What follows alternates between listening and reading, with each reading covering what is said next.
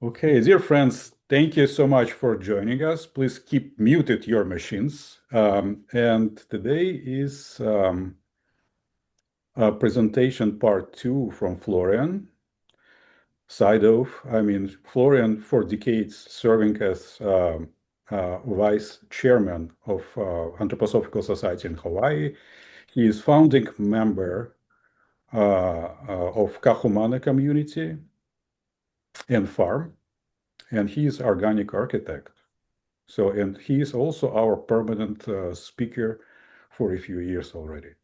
So, dear Florian, thank you so much for joining us. And yeah, over to you.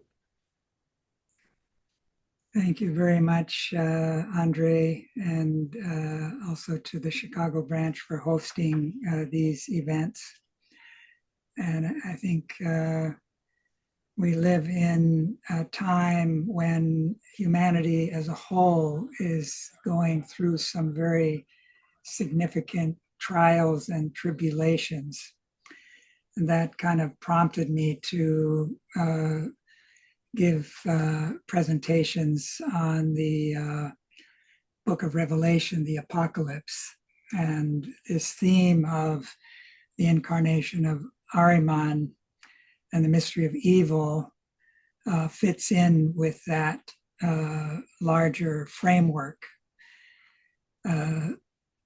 So let me share my screen here.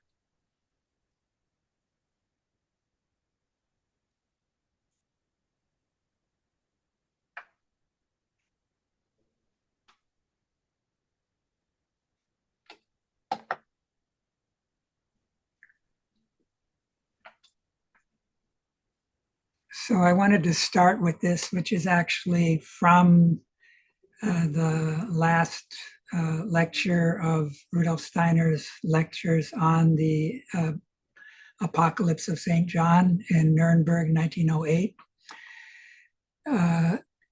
It is extremely wise that Providence has taken care that this terrible fate is possible for a number of men.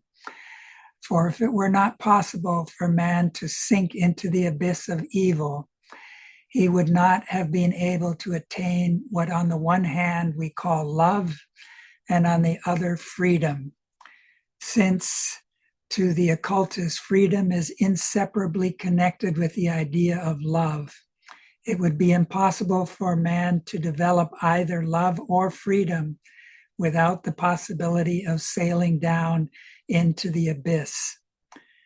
A man unable of his own free decision to choose good or evil would be a being who would only be led on leading strings to a good which must be attained of necessity, and who would have no power to choose the good of his own fully purified will by the love which springs from freedom.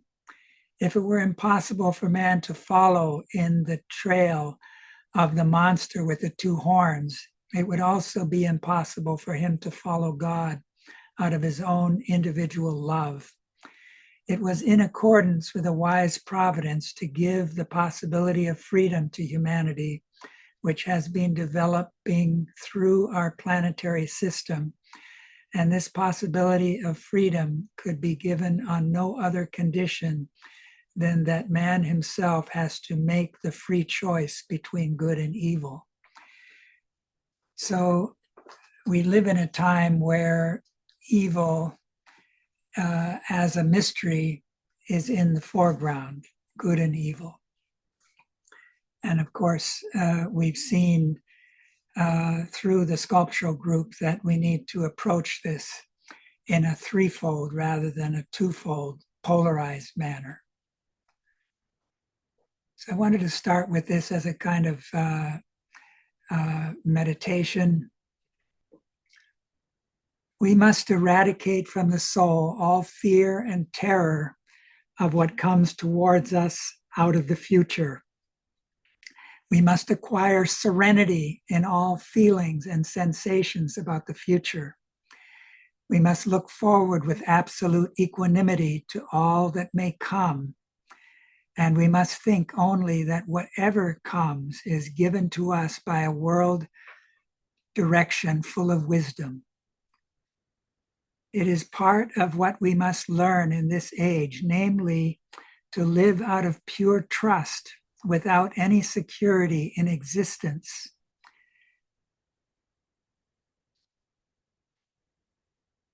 Must in the ever-present trust in the ever-present help of the spiritual world. Truly, nothing else will do if our courage is not to fail us.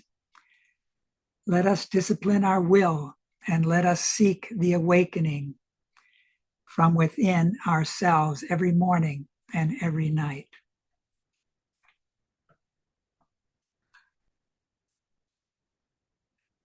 One of the most powerful weapons that Ahriman wields is fear. And so we live in a time where we need to be able to meet these forces, which generally arise out of the unconscious, and is really the reason why so many people are clinging to materialism. It's kind of out of a fear of penetrating into these deeper layers of their own being, which are dark and need to be illuminated, which is what spiritual science helps to do. So I wanted to spend some time with the first Goetheanum, which tragically was destroyed by fire in the transition from 2022 to 2023. And this was an attack, so we can see it as part of the mystery of evil. And one of the reasons this is important to enter into more deeply is that this building was meant to be a kind of antidote to the mystery of evil in our time. And how is that meant to be understood? So Asya Turgenev in this drawing on the right shows how this caduceus, which is a symbol of healing, of balancing the complementarity of opposites, whether it be night and day, winter, summer, masculine, feminine, east and west. This mercurial symbol is very much a part of the times we live in.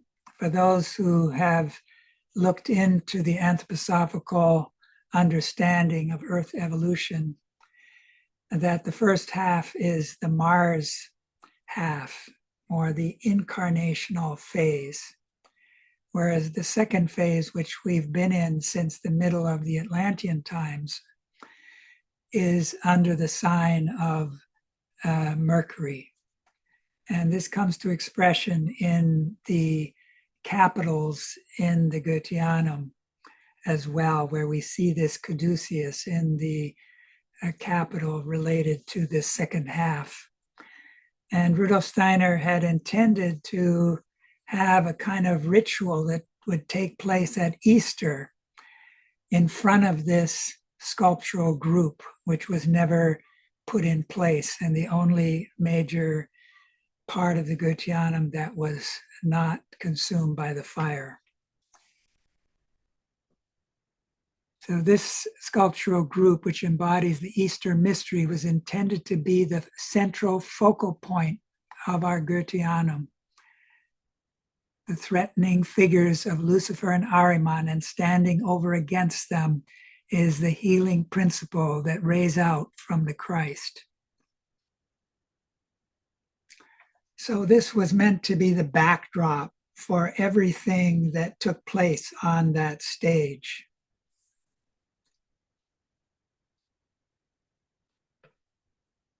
Here I wanted to just help to remember the intense and loving work that was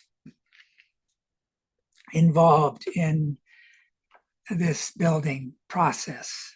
These were mostly volunteers from all of the countries that ended up going to war soon after the foundation stone was laid.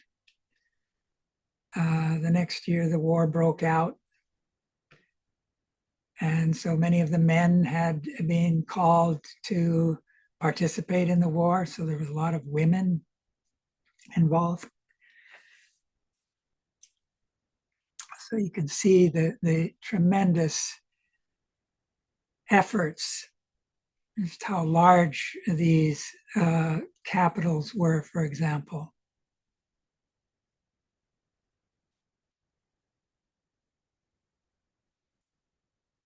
And this is again where the sculptural group was meant to be placed, in the back of the small cupola.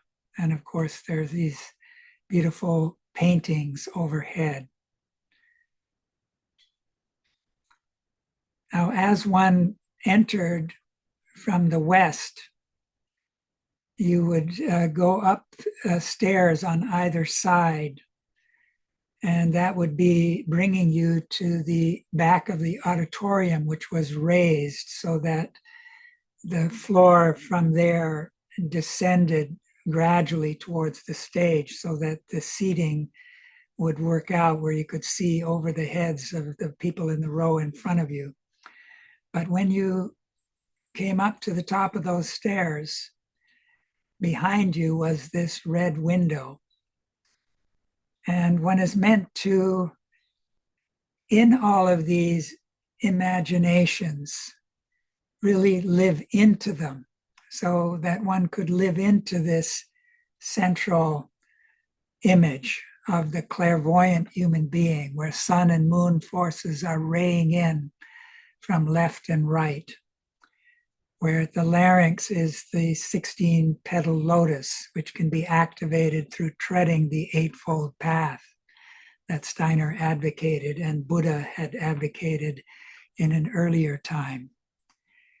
And there where the heart is, there's the battle of Michael with the dragon that needs to take place within each and every human heart in order to make way for the new Michael rulership, which wants to now be present in the human heart. Microcosmically, the heart is related to the sun, and the heart can shine like an inner sun. And this is how we free ourselves from imprisonment with the boundaries of our bodies and begin to feel a part of the greater world around us. This is part of the etheric mystery that is dawning in our time, and we're meant to, as we cross the boundary for some time now collectively, the new horizon involves participating in an experience of the etheric world, where the most important event of our time is underway. And on the left panel there, you have a human being at the top descending and crossing this abyss where the three beasts down below that Steiner refers to in the first class lessons and the like. These are the caricatures of thinking, feeling, and willing, which separate as we cross the threshold. And we have to then harmonize these three in order to cross this abyss. And for that, we need the help of spiritual beings. And on the right side, we can see how those spiritual beings can intervene on our behalf and help to illuminate these dark depths and drive those beasts into the deeper depths of the darkness. And this is actually part of the redemption process as well. So here we have the capitals, just image of them They were made each with a different wood, and each of them were tapered. They were made and laminated with numerous pieces, so they were a little wider at the bottom and narrower at the top in diameter. And you can see here the Mars and Mercury capitals I was referring to that I have here called the Earth stage. So the Mercury pillar reunites the opposites that were separated in the descending Mars phase.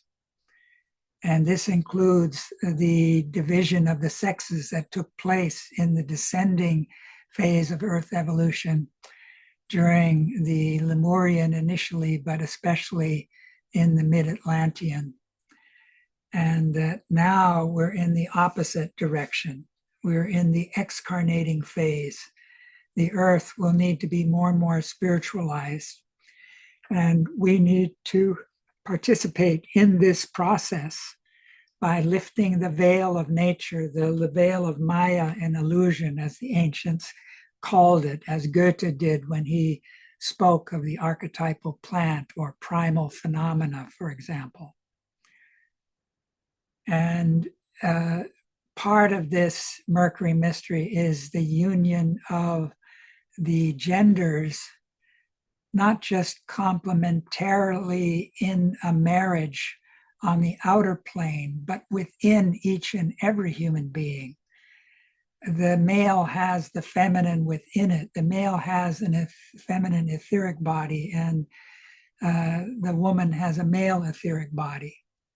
So part of this crossing the boundary into the etheric involves integrating that contrasexual opposite etheric aspect of our being. The psychologist Jung spoke of the male having an anima and the woman having an animus, and that we could only arrive at that communion with the complementary aspect of our own inner nature if we first met our own shadow.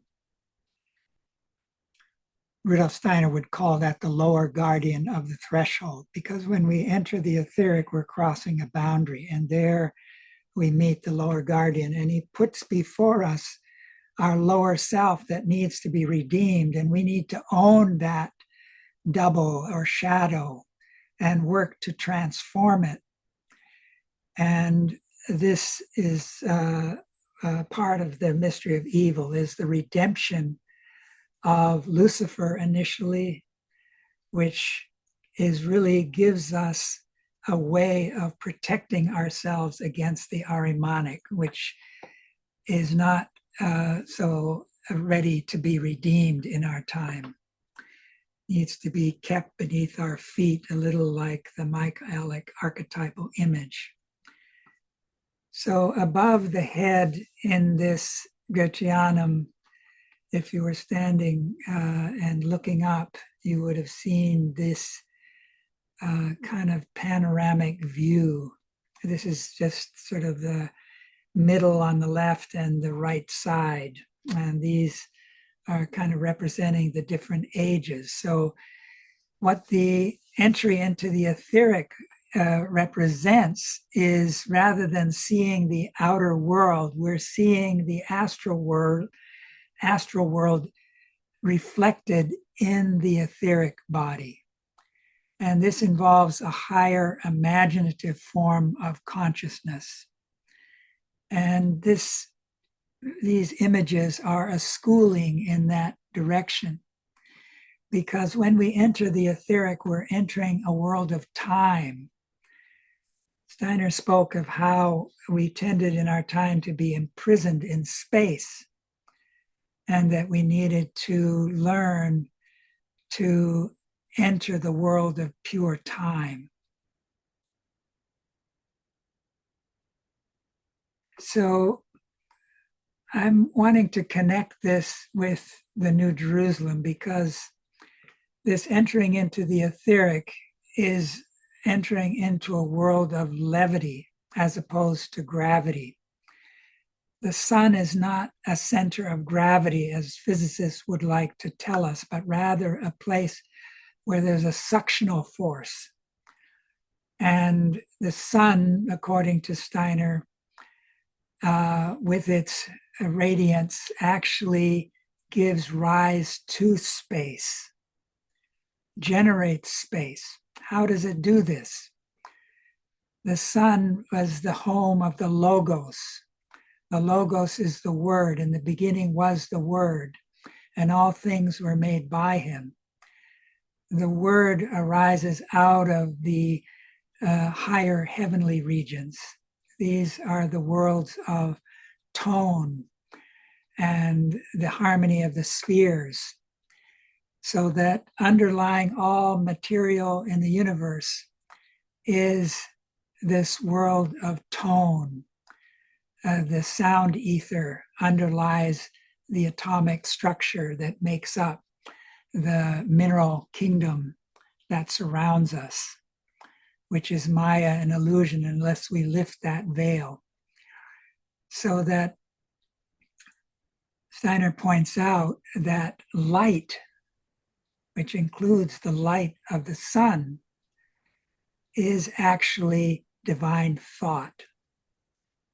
So this divine thought is the architect of the entire physical world. So within all matter, Steiner says, is the secret of light. But we have defamed light in the scientific worldview by reducing it to electromagnetics and atoms that are frozen forms of electromagnetic fields and the like. This is really subnature. This is below nature. This is not the nature we're meant to live in. It's meant to be beneath the boundary that leads into subnature. But in order to help build this New Jerusalem, we have to cross the upper boundary into supernature. So the New Jerusalem descends from above. The old Jerusalem was built from below upward. The New Jerusalem will be built in all reality from above downward. The building of the old Jerusalem will be transformed into the spiritual building of the New Jerusalem, which we built from above downwards. This involves integrating the levity forces, working with the etheric formative forces, which come to expression in various life rhythms, which can be celebrated through the festivals. For, quote, for the Christ will in the encircling round hold sway in the rhythm of all worlds, blessing the soul. That's taken from the middle verse of the Foundation Stone meditation. So this is from Prokofiev, speaking about Rudolf Steiner's connection to the mysteries of the Holy Grail. For only when we recognize the, quote, spiritually having stood before the mystery of Golgotha, signified for Rudolf Steiner a real initiation into the Grail mysteries, meaning that out of the holy chalice he received into his own eye a replica of the Christ. It allows us to understand that in quite a concrete sense, he could call spiritual science, subsequently founded by him, a science of the Grail, and that modern initiates in the first place, he himself, can be designated as initiates of the Grail. In 1913, following the foundation stone laying of the Johannesbau, as the first Sculptural was initially called, in its forms, the thought content of the science of the Grail became visible to external vision for the first time. A thorough contemplation of the forms of this Johannesbau make it increasingly clear that this structure exhibits many features of a modern temple of the Grail.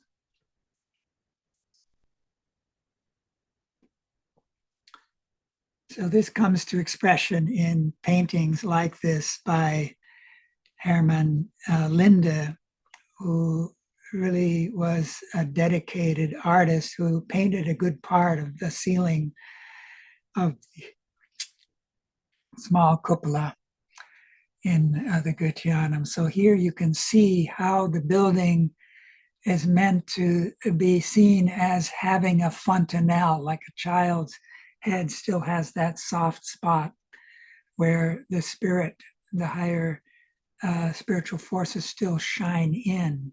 The child recapitulates earlier stages of human evolution when human beings hadn't yet closed their skull off. And the pineal gland, which is very much at the center of the brain, was more raised up and was kind of a vessel for receiving these cosmic forces. So this pineal gland is very much a part of the Grail mystery that Rudolf Steiner spoke of in the Etherization of the Blood lectures. And this scene has to do with Goethe's fairy tale. Rudolf Steiner indicated that the fairy tale of Goethe was the germinal seed out of which anthroposophy was born. And he gave his first esoteric lecture at the beginning of the New Age of Light in 1900 in September on the theme of Goethe's fairy tale. So we know in that story how there are three kings serving in a chamber beneath the earth, and the snake finds his way into that chamber after having eaten gold and is able to illuminate the dark chamber. And that prompts him to make the sacrifice that causes this bridge to become not just a bridge for a few straggling artists, but a bridge for humanity. And that here in this picture, it's meant to convey that the Goetheanum is really the temple that rises out of that underground chamber where the potential for the future is always hidden deep in the will, where we have to discover it. And the snake is related to the Luciferic aspect of ourself, which has to be redeemed. And how is it redeemed? It's redeemed through the arts.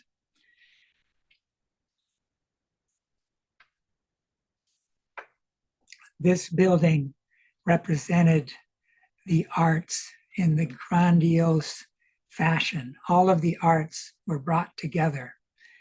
And architecture and sculpture are the arts where Ahriman is, you could say, beginning a kind of redemptive process. And the building itself, the sculptural group, represents that redemptive process.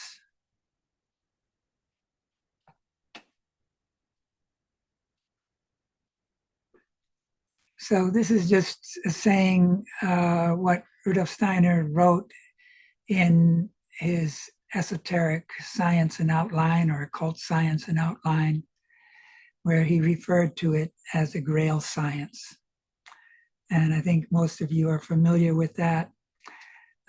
So it was referenced a moment ago in that quote from Prokofiev. So he basically says that spiritual science can be seen as a science of the Grail, and that initiates of the future will be Grail initiates.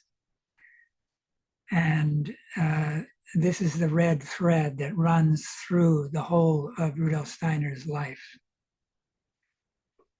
So here's another picture. This is a kind of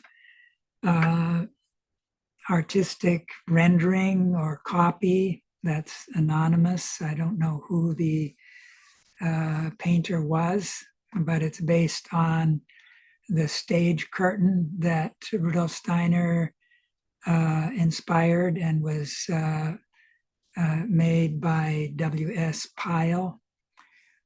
And it was then used as a curtain for the mystery dramas.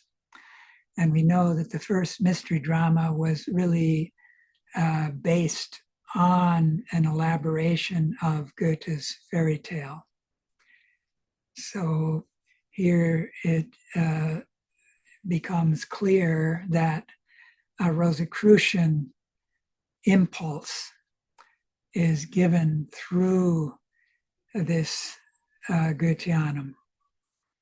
And in the story, you need to cross from the physical world, which would be on the right-hand side here, to the soul spiritual world. You have to cross. And there's different ways, like the giant who represents a kind of atavistic experience of the spiritual that's not in his right timing. Some people can cross temporarily through that kind of experience. And the scientists, they are symbolized by the will-o'-the-wisps in the story, and they only know the vertical, whereas the serpent has to do with the horizontal. And they want to cross, and they're trying to pay the ferryman with gold, but he doesn't accept gold. It has to be something living, like a vegetable.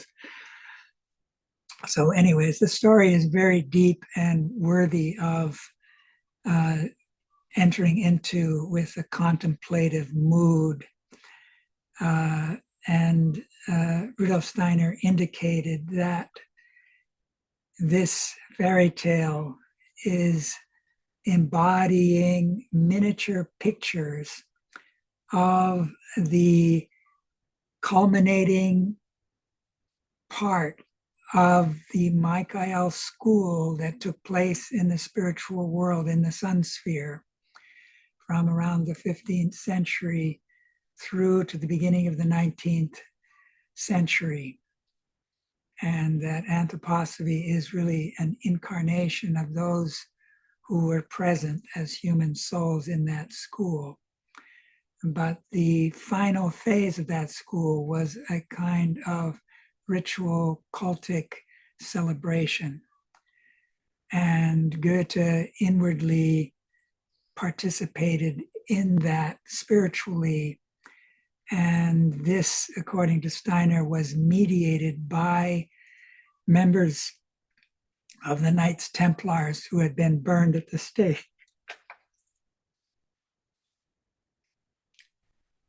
A kind of sacrificial death.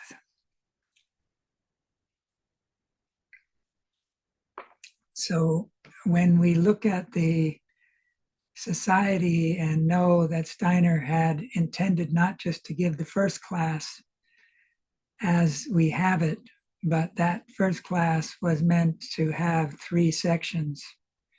Then would have come the second class and then the third. He indicated at the end of the 19th lesson of this first chapter of the first class that the second part would have to do with that ritual cultic event and be given in a more imaginative form. So since that second chapter wasn't possible anymore due to Steiner's premature death, which can be laid at the feet at the same beings who destroyed the first Goetheanum. Steiner referred to it as the jealousy of men. He referred to certain backward brotherhoods, Freemasons and Jesuits, who hated each other but hated this middle stream embodied in the John being. Remember, it was called the Johannes bow. And that wasn't just referring to Johannes in the fairy tale or Johannes in the mystery play, I should say, but actually the author of the John Gospel and the Book of Revelation, who later appeared as Christian Rosenkreuz, and Le Count de Saint Germain on the one hand, and of Raphael and Novalis, the sage. Both of those streams flowed into anthroposophy, but they had united in this one being through the raising of Lazarus, which was the last thing that Steiner spoke of in his last address, and it remained a fragment. So this is part of the tragedy of the Anthroposophical Society that we have to take into account. This Grail triptych, which was huge, was meant to go in the Munich version of the double cupola building, which was at first architecturally planned for that city. And due to various political and other things that came up in the permit process, Steiner decided to turn away from that option, and this new land became available in Switzerland, which in retrospect, considering the fact that Germany was pretty much destroyed during especially the Second World War, and Switzerland remained neutral, that was kind of a blessing, karmically speaking. So this is a picture that I won't go into deeply at this time. It deserves a presentation all on its own because it's very deep. But I wanted to point out that on the left side, where you have, on the very far left, you have Melchizedek in the pillar overlighting Abraham, Isaac, Jacob, and that turns into, at the bottom, this stream where you have the burning bush and you have Moses looking back towards it. This is the stream of Yahweh working through the blood. And above it, you have then the Queen of Sheba, who holds the pre-Christian Grail, which had to do with the Phoenix mysteries. And she has a kind of a crown that's open to the zodiac. She represents a precursor of the being who later appeared as the Solomon Mary. And you have Solomon on the left, Hiram on the right. Hiram later reincarnates as Lazarus John. This is a secret that Rudolf Steiner revealed in the esoteric school. So the next pillar, just to the side of Hiram there, is where you have Buddha. And below him is an initiate with his eyes closed. Then you have the middle panel with the Christ renewing the tree of life, which is bearing fruit up above. And again, these are very deep mysteries. Down below, you have Joseph Arimathea, the archetypal father of the Grail mysteries, and the cup, which is the same as the chalice used at the Last Supper, is overflowing with the sacrificial blood that flows down into the earth, where the three mothers representing the old moon, old sun, and old Saturn conditions that have been carried over to the earth and need to be redeemed. So they are receiving this redemptive blood that's there, illuminating the interior of the earth, where the mystery of evil is very much located. These mothers are related to electricity, magnetism, and the third force, which are fallen etheric forces. And on the right side, you have the initiation of Christian Rosenkreuz.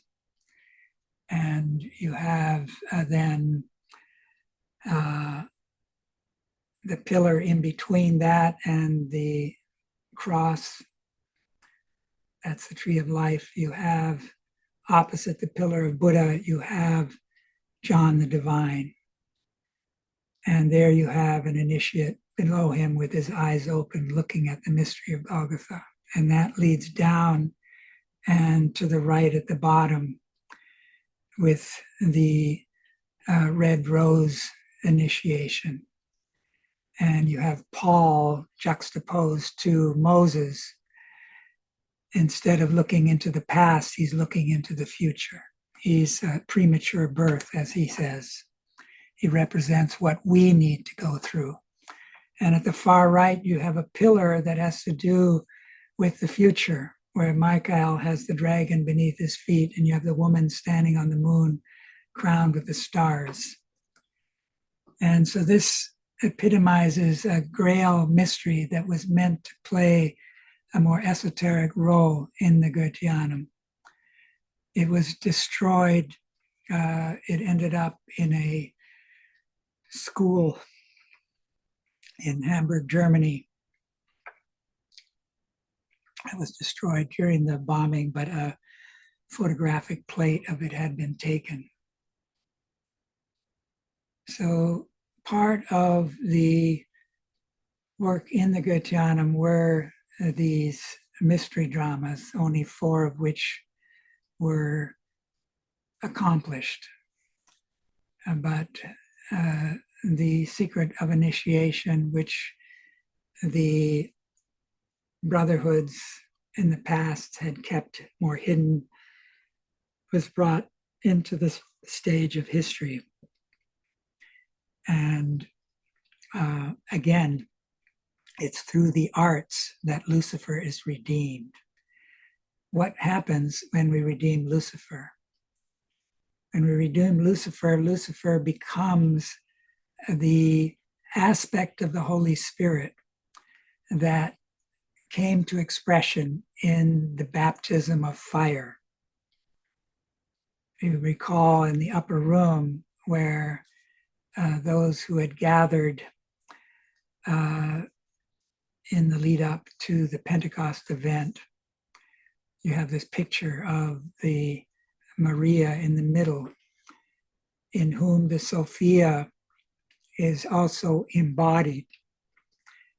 And around are the disciples, and around those, the others.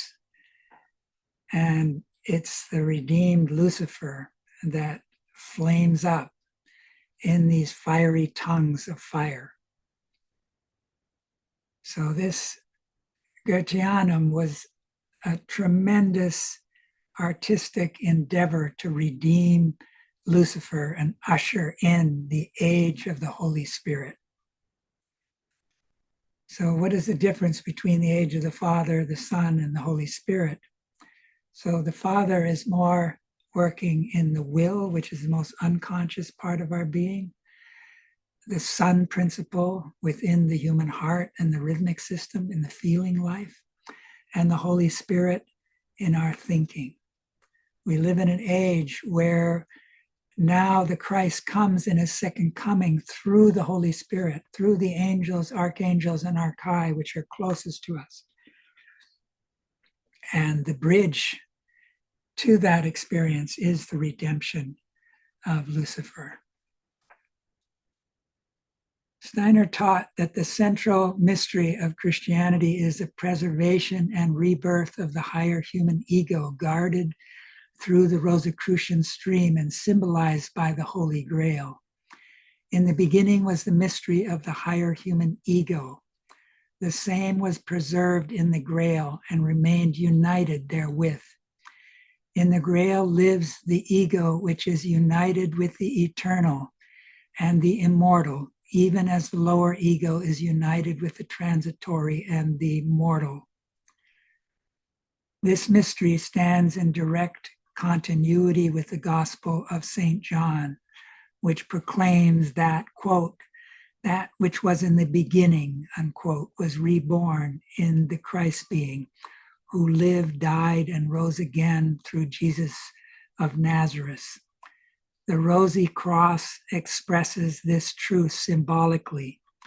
From the wood of the cross springs living, budding life, the immortal human self, united with the divine. Thus, the mysteries of the Holy Grail and the Rosy Cross are presented by Steiner as a continuation of the Gospel of St. John, revealing Christ as the higher divine self of all humanity, preserved and active through all ages. The modern initiates may therefore also be called initiates of the Grail, the way into the supersensible world, the first steps of which have been described in this book, Occult Science and Outline, leads to the science of the Grail.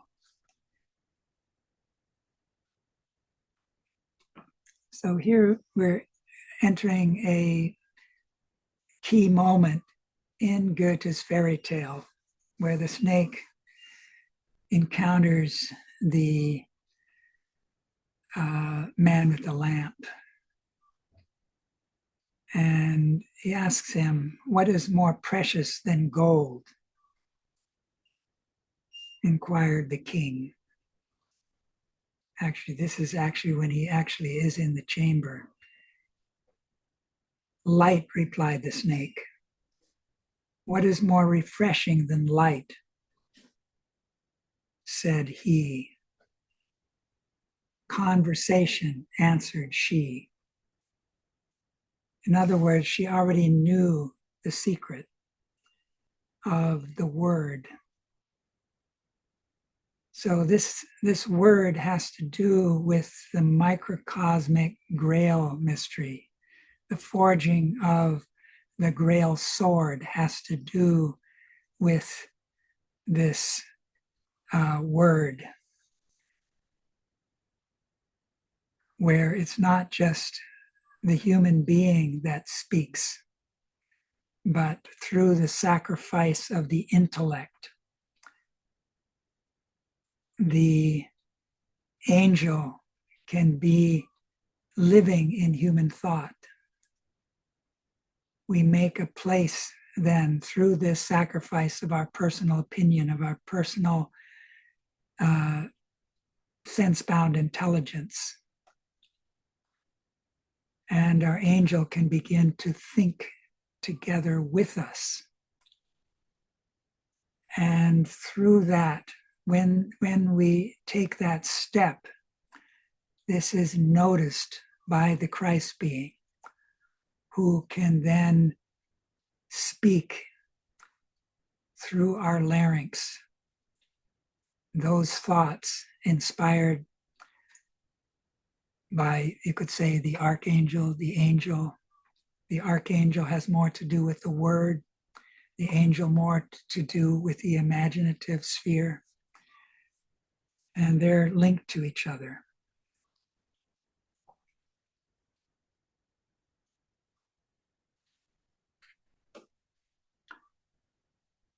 Here you have the impulse of love, where the youth, the melancholy youth, reaches out, touches the beautiful lily, and falls lifeless to the ground. Paradoxically, death is the gateway to higher love. So this was also there in Goethe's mantram of dying and becoming. Unless you know this dying and becoming, you're but a sad guest on the dark earth. So where does the melancholy come from? Anybody who lives in the sense world, divorced from the soul spiritual world on the other side of that boundary, suffers from a form of melancholy because it lacks the deeper meaning that we all need to feel fulfilled. So the Holy Grail is a healing impulse that was given to humanity, especially during the 9th century. even though it harkens back to the mystery of Golgotha. Much of what was described in the Grail legends goes back, according to Rudolf Steiner, to the 9th century when Raphael was the ruler. And you often see Raphael holding this caduceus, this healing impulse. And I've tried to show before that the later phase of anthroposophy, where Rudolf Steiner and Ita Wegman worked together, for example, on writing, co-authoring this book on the art of healing, that was Michael and Raphael being brought together.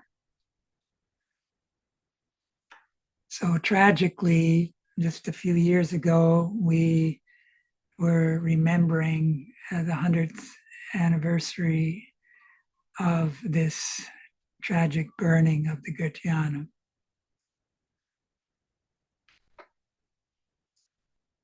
So these are sort of testimony by persons who were involved in the aftermath.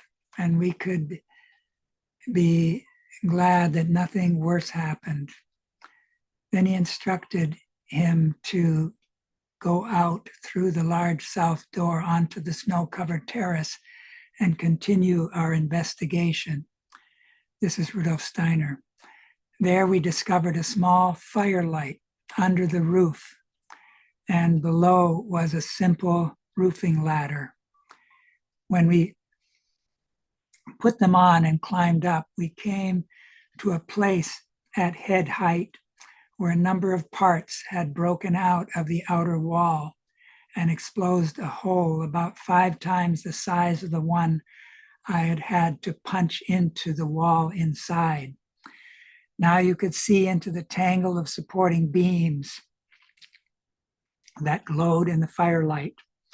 At this location, the source of the fire had obviously been laid, where there was also remains of wick and straw and traces of petroleum.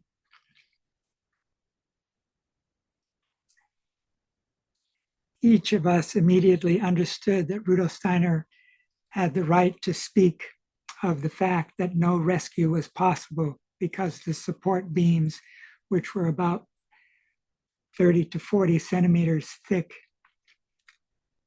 had already been almost half consumed in places by the embers. So there's some deeper aspects involved in this, having to do with the fire being set in that location, which is where, just outside of the place where Rudolf Steiner first helped the Christian community priest to celebrate the new ritual. He said he did so as a private person because this stream was a separate stream from the anthroposophical one. In the future, these two streams would reunite as a preparation for the 6th age. Steiner indicated in an esoteric lesson, Hiram Abiff was reborn as Lazarus, and so became the first to be initiated by Christ. With him began the stream of the center between the streams of Cain and Abel. Over the course of time, the Cain stream found its chief representatives in the Freemason stream, while the Abel tradition came to expression in the priests, the Jesuit stream of the Catholic Church. These two streams of humanity remained in fierce enmity. Only in one way did they unite in peace, in their hatred of the stream of the center. The result of this unification of the two otherwise warring streams was the destruction of the St. John's building. So one of the key architects of the double dome structure went over, according to certain research, to the Jesuit stream. And he was part of the betrayal. He knew that building inside out. And that knowledge was necessary to find where to ignite the fire to really destroy the building.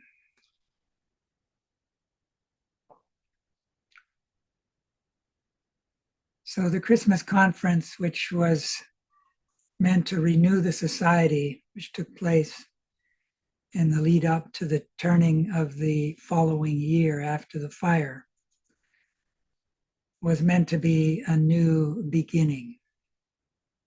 And I'm showing here these foundation stone in relation to the ex deo nascimur, in Christo morimur, per spiritum sanctum revivissimus, because this foundation stone was metamorphosed into the foundation stone meditation that was laid into the hearts of the members at that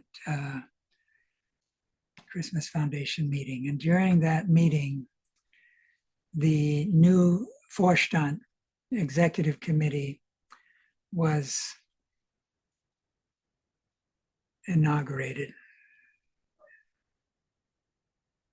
And in a conversation after the fire with Pölzner Hudetz, Rudolf Steiner indicated that the Jesuits had infiltrated the society, and that as a kind of countermeasure, he then created this balance of men and women in the Vorstand. And in the day before introducing these new Vorstand members to the assembly of those who were present at the Christmas conference, he had a special esoteric meeting with them where they made a certain vow. That vow in the end wasn't kept, but part of it was to not allow oneself to look and be caught up in the lower self of the other members, but to always see through to the higher. And that this was the last opportunity. If this failed, then there wasn't going to be another chance for these persons. So you have then a situation where this meeting, Rudolf Steiner then recounted the temple legend, and it relates to this union of the Cain and Abel, which on a certain level, aside from the Christian community and the anthroposophical societies representing Cain and Abel streams, the masculine gender has a Cain aspect, the feminine an Abel aspect. But the backward Cain stream had been keeping the women out. The Jesuits were doing the same. So Steiner was countering this. He started the Freemasonic work back he prepared it in 1904 or 5, and then started actually the ritual work, one session, preparatory one with just men, another with just women, and then both together, which then led over to the new ritual work where Steiner and Marie Steiner and all of these Vorstand members, among many others, participated in this chamber where there were 3 altars. These 3 altars could be seen as related to the 3 kings in Goethe's fairy tale, preparing these mysteries that were hidden to come to the surface, just like in the story of the green snake and the lily. So in this picture, there's a lot more to this story, but this describes the shared incarnations between Rudolf Steiner and Ita Wegman going back to the time of Ebani and Gilgamesh, then again in the Ephesian mysteries as Cradulus and what he referred to as a pupil Misa, then as Aristotle and Alexander. This was during the earlier Michael age. Then there was more hidden incarnation in the 9th century, where this Pieta image that Michelangelo sculpted in such a beautiful fashion also took place on a human level in the 9th century. And that led over to a following incarnation where Rudolf Steiner reappeared as Thomas Aquinas, and Reginald of Perpignan was present. And then, of course, as Rudolf Steiner and Ita Wegman.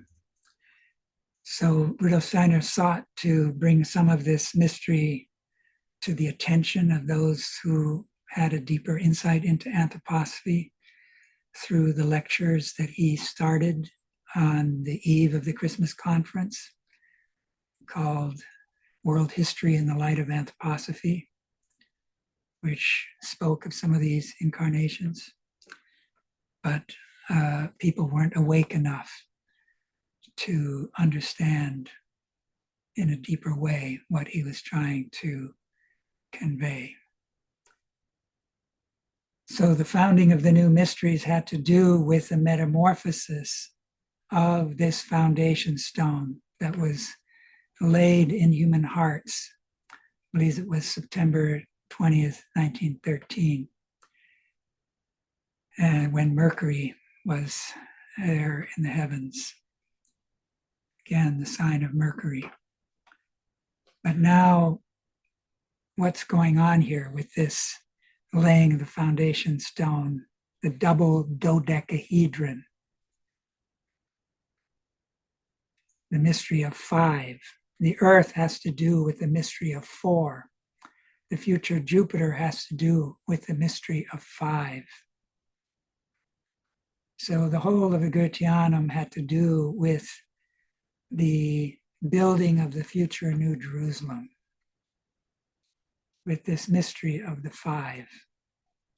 But when you come to the mystery of the 5, you can turn the 5-pointed star and stand in it.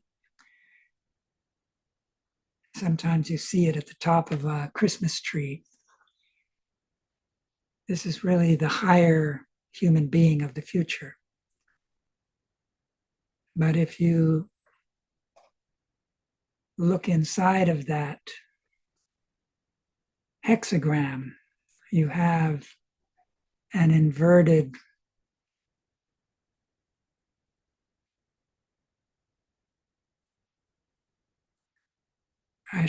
pentagram. You have an inverted pentagon.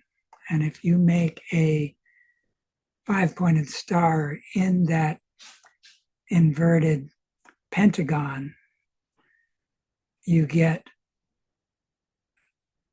a 5-pointed star that's turned upside down. Then it becomes a symbol of the 2-horned beast. The higher self has to overcome that lower nature. But Ahriman enters the human being through the feet, and it rises up to the realm of the generative forces and seeks to pull the human being down, pull the thinking down. So if Christ is not there in the middle region of the human heart and rhythmic system, and Lucifer is still reigning in the human head, then Ahriman can take a hold of those thinking forces and pull them down to serve the lower nature. That's really the beginning of gray and black magic. So Rudolf Steiner on the eve of the Christmas conference, tried to share a very important secret. And I've been trying for some time to share this, which is not so easy to do because it has some deeper aspects to it. It says, on the Christmas Eve 1923, the first evening of the Christmas Foundation gathering, which was meant to serve as a renewal of the Anthroposophical Society, Rudolf Steiner gave the first of a series of 11 lectures titled World History in the Light of Anthroposophy. The sketch and the excerpt below are taken from that lecture. The Christmas conference would culminate on December 31st, 1923, and New Year's Day, 1924, marking the first anniversary of the burning of the first Goetheanum. I believe that Steiner chose to share this particular sketch and narrative to express the microcosmic and macrocosmic correspondence between the human head and the earth, because this involves an esoteric grail secret that was embodied in the first Goetheanum. He spoke of how, for the ancient Oriental who still had clairvoyant capacities, quote, these men related the experience of their head to the earth, to the whole earth. I carry on my shoulders my head, and this head of mine is a true picture of the earth. This head, with blood flowing in it, is a true picture of the earth, with the land and water coursing over it. The configuration of mountains on the earth repeats itself in my head, in the configuration of my brain. And as he had to feel the inner configuration of the head as an image of the earth, so he had to bring the environment of the earth, all that is above and around the earth, into connection with the opening downwards, the turning towards the heart. Here in my head lives the earth. When I go deeper, there the earth is turned towards the sun. My heart is the image of the sun. Steiner had touched on this same theme the day before in the last lecture of the series of 14 lectures on mystery centers, which was also meant to prepare for the Christmas conference. So Steiner was kind of doing preparation and hoped that people who were there would kind of work with this. So somehow I got something covered up here, but let me just do what I can with what's visible. The foundation stone meditation as a means of communing with the first Goetheanum. Quote, and if one looks from east to west in the first Goetheanum, that will reflect what also speaks out of the depths of the cosmos in the evolution of culture. Man will perceive all that I have portrayed if he takes this cupola for his head, which arches over his brain, if he frees the etheric body of the head. And then this imaginative world lights up that's there in the paintings of the cupola. So what I'm getting at is living into the foundation stone, which was the foundation stone for the actual building of the Goetheanum, now metamorphosed into the foundation stone meditation as a seed to unfold the living Goetheanum as a mystery center that is still there, but now it's impressed into the Akashic record, into the world of the cosmic memory, and it shines there as a beacon for the future that all anthroposophists have a deep kinship with. And down below is an image based on a meditation that Steiner gave to Ita Wegman that has to do with this Goetheana mystery, where she was asked to see Rudolf Steiner and Christian Rosenkreuz side by side, one in a blue stola, the other in a red. These are like the blue and red pillars. But there's actually in the meditation arrow pointing from left to right, which says, for those who are awake, that when you peer into the astral world, this is meant to be such a picture, you have to reverse the image. So the red is on the left and the blue on the right if you reverse it. And I'm adding the rose cross around that center. So in a book by von Bemmelen, which hasn't been translated into English, it speaks of this mystery of the relationship of the Goetheanum. If you take a cross-section of the first Goetheanum, you can relate it to a cross-section of the human head. And when you do so, the big cupola is related to the cerebrum, and the little cupola to the cerebellum, and the location of the podium where Steiner spoke this micrologos word is the pineal gland. As I said, this pineal gland has a very important relationship to the secrets of the Holy Grail that one can study in the etherization of the blood lecture, among other places.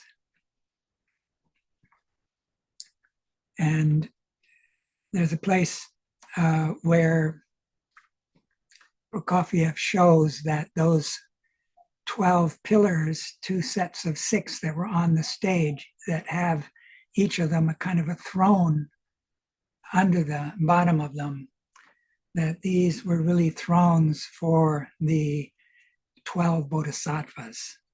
6 of those bodhisattvas had appeared in the pre-Christian times, culminating in Gautama, and the post-Christian era begins with the Maitreya Buddha. These, between their incarnations into the vehicle of the bodhisattva is a being who reaches up into the realm of the archangel. Over 5,000 years, the Maitreya, who appeared as Jeshu ben Pandira 100 years before the birth of Jesus, that was an incarnation vehicle for the Maitreya. But this being keeps incarnating, and in each incarnation, this archangel seeks to penetrate deeper. And so these beings, the bodhisattvas, are really a kind of gift of grace, a gift of cosmic wisdom, which is 12-fold. They're really the gift of the Sophia being in a certain respect. That goes back to the old moon, wisdom, the planet of wisdom. The Christ is the 13th, the sun in the middle of the 12. And in between those incarnations, these bodhisattvas are in the presence of the 13th. They represent 12 attributes, virtues of the Christ being that will only unfold over a long period of time. You could say 12 times 5,000. So this being of the bodhisattvas also played a role in the mystery of Golgotha, so that Gautama Buddha, according to the 5th Gospel series by Rudolf Steiner, developed a special kinship to the Nathan Jesus, actually giving him the gift of his nirmanakaya, his purified astral body. This being of the Nathan Jesus had never physically incarnated before. He had appeared in the ancient Indian mysteries in a later time as recorded in these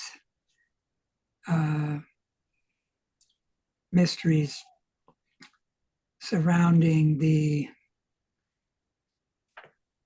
let me just call it to memory here, is in the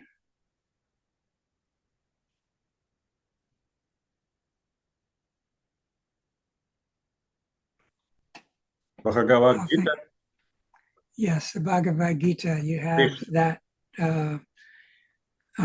presence of this Nathan Jesus, who only later physically incarnates through the Nathan Jesus child. And the Buddha has a special kinship to this being who had never participated in the fall. So we need this being for the future because he also mediates the second coming in the etheric.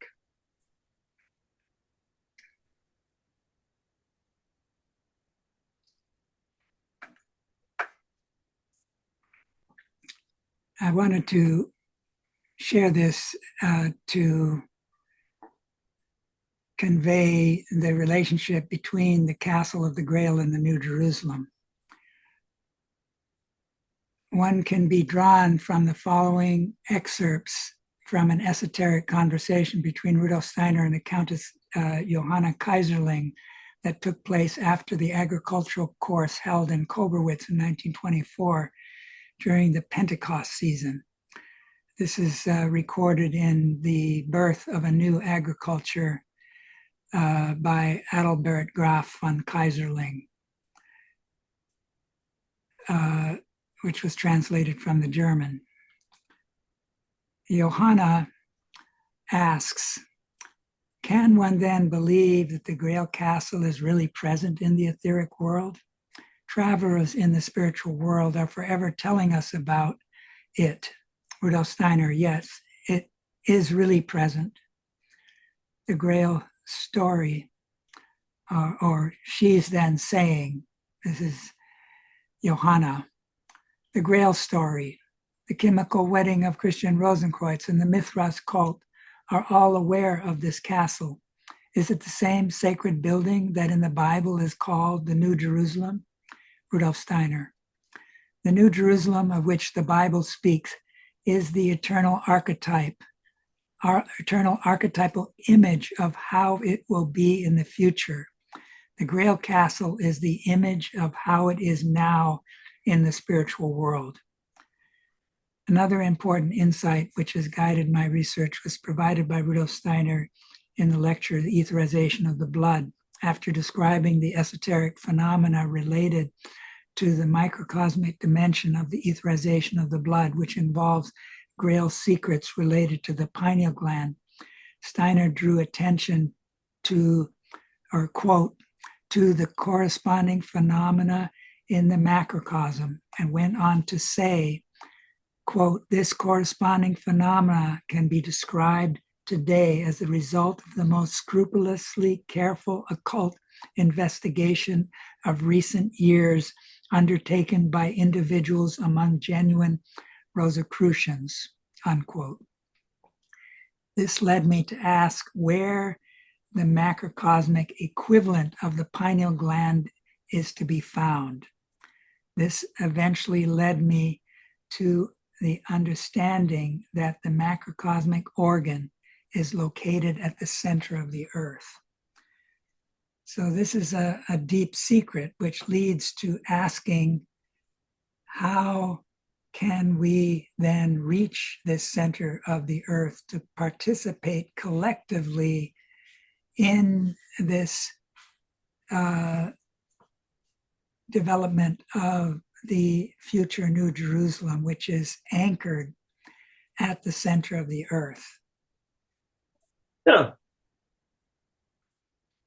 So here, just giving a further insight in the relationship between the temple in Jerusalem, the Solomon's temple, which had three main chambers: the entry, the middle chamber, and then the Holy of Holies. And the Holy of Holies corresponds, as shown here, with the small cupola. And down below on the left, you see how the five-pointed star could be related to the entry of that building. That Holy of Holies was shaped in a cubical form. And as you can see from the cross section, you had to go up some steps to enter it. And the high priest, who wore the breastplate and who represented the people, would once a year go into that chamber and utter the holy sacred name. And in it was the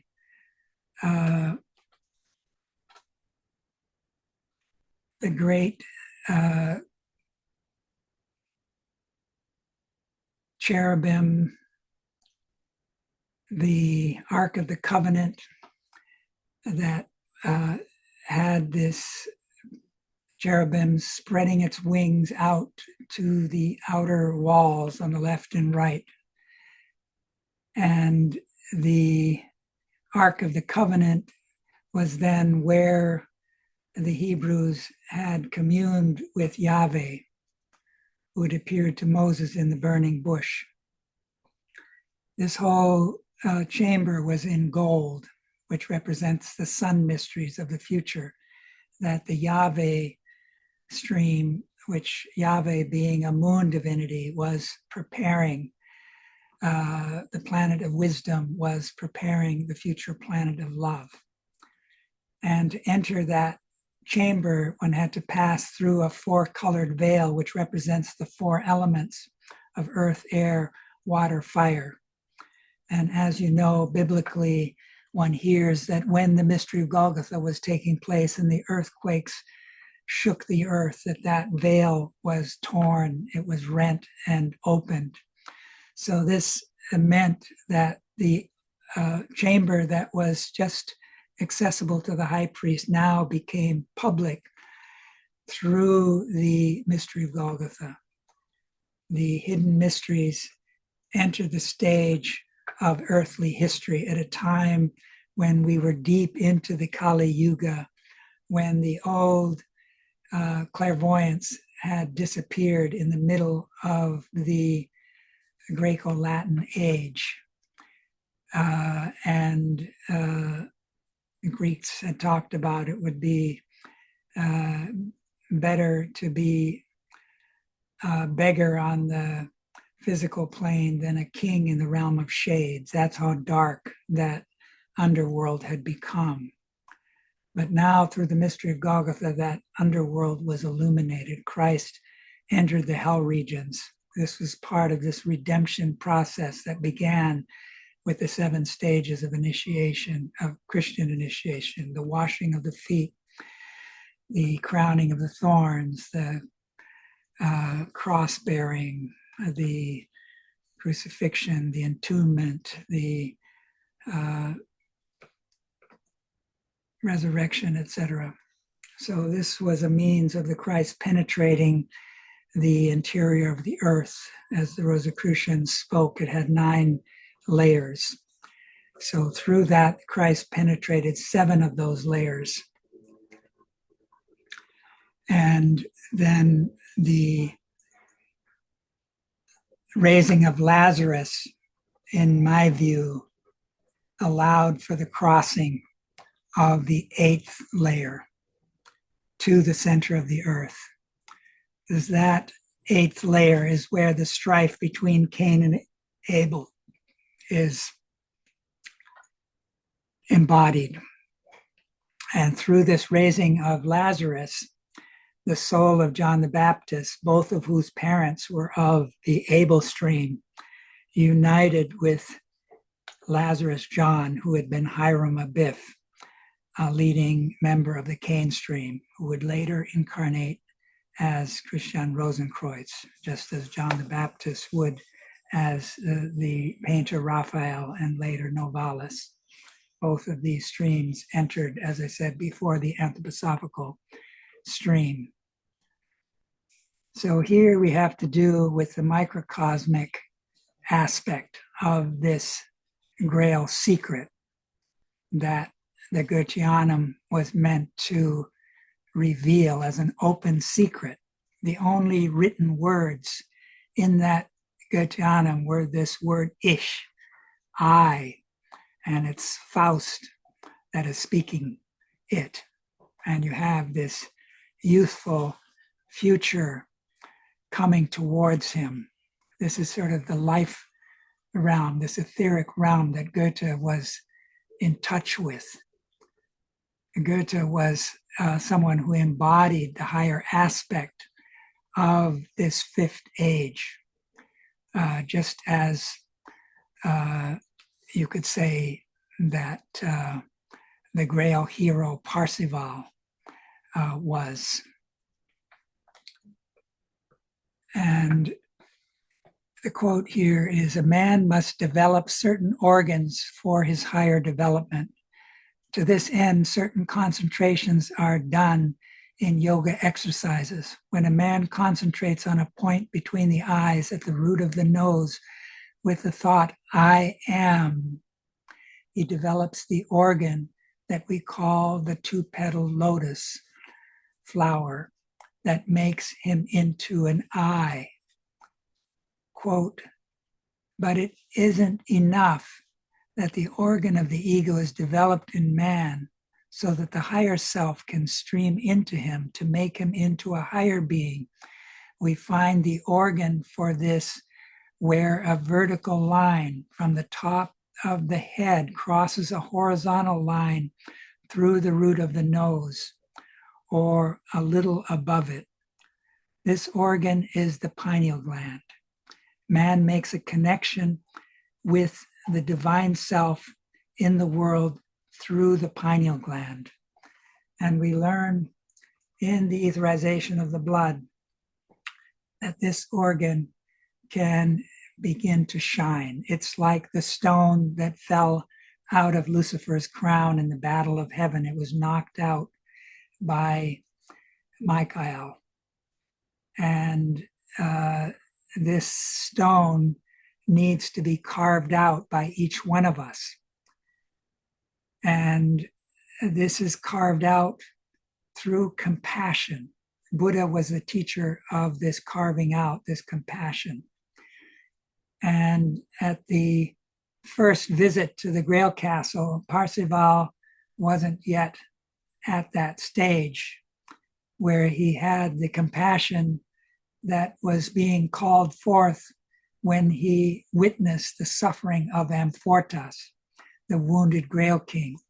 He couldn't speak the words, and he had to leave again and spend years wandering until he became ripe to develop this compassion, to do some further carving out of this hard stone. How do you do that? It's through suffering, through not waiting for after death, where we go through purgatory and experience how we impacted other people, where we experience the suffering we caused them. We learn to forgive. We learn to embrace our shortcomings. We learn to see our shadow and double and own it and transform it. And then the guardian of threshold can let us by, and we will then have light to illuminate the darkness of the otherwise dark abyss that we have to cross to enter the soul spiritual world in this period where there's a dawning of a new age of light. So that's the one aspect. And Steiner says that this can shine from the head all the way to the human heart. Now, if we remember that in this picture of the etherization of the blood, there's a kind of a lemniscate between the head and the heart. Steiner, in one place where he's talking about the geometric form that has to do with the lemniscate, he suddenly shifts and says this same geometric form can be seen esoterically in the human organism, weaving between head and heart. In the one in the head, it looks out through the senses. All those 12 senses have nerve strands that all head towards the pineal gland. There are 12 main cerebral nerves. And there's a new yoga of the senses that has to do with the fact that all the 12 senses involve a breathing process. And we can learn to breathe in light as opposed to the old yoga of the breath. And this is how we lift the veil of Maya.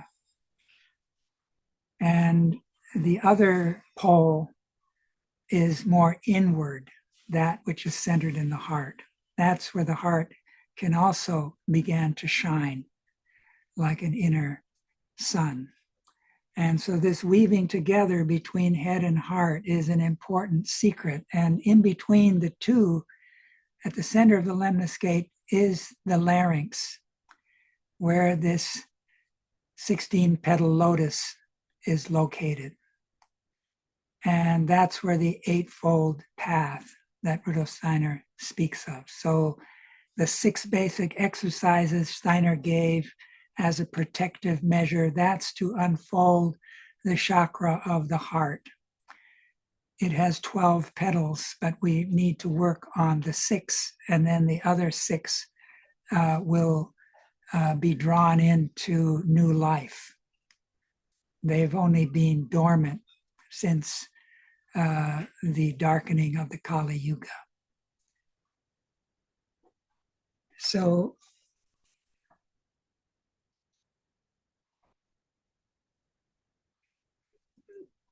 here I'm kind of trying to indicate that, remember this little indication of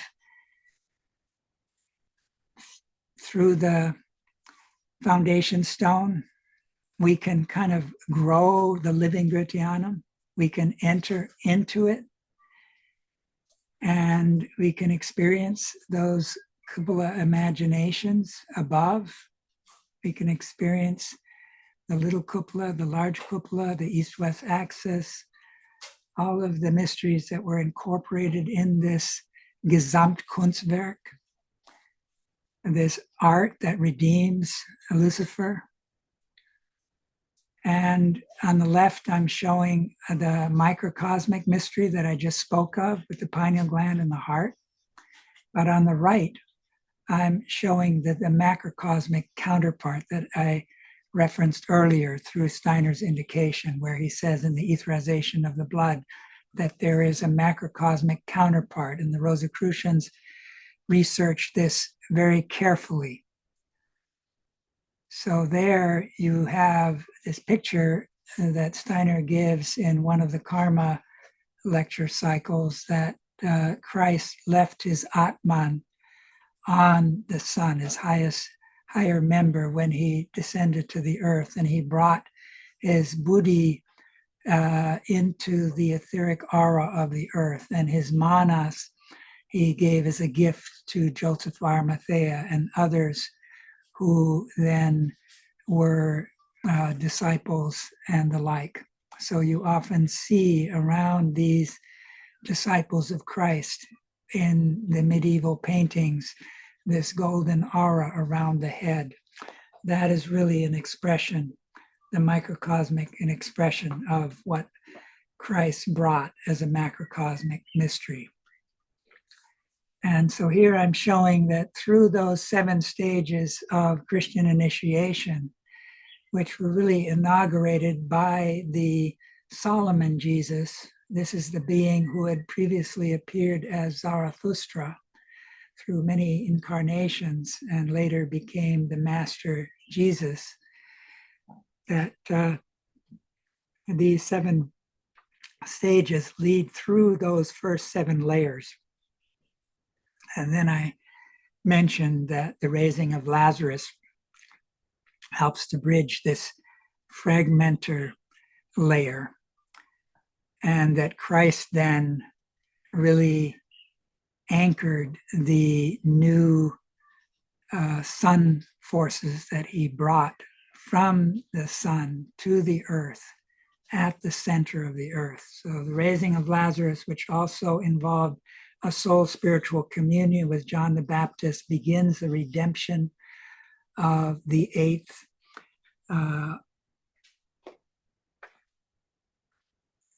redemption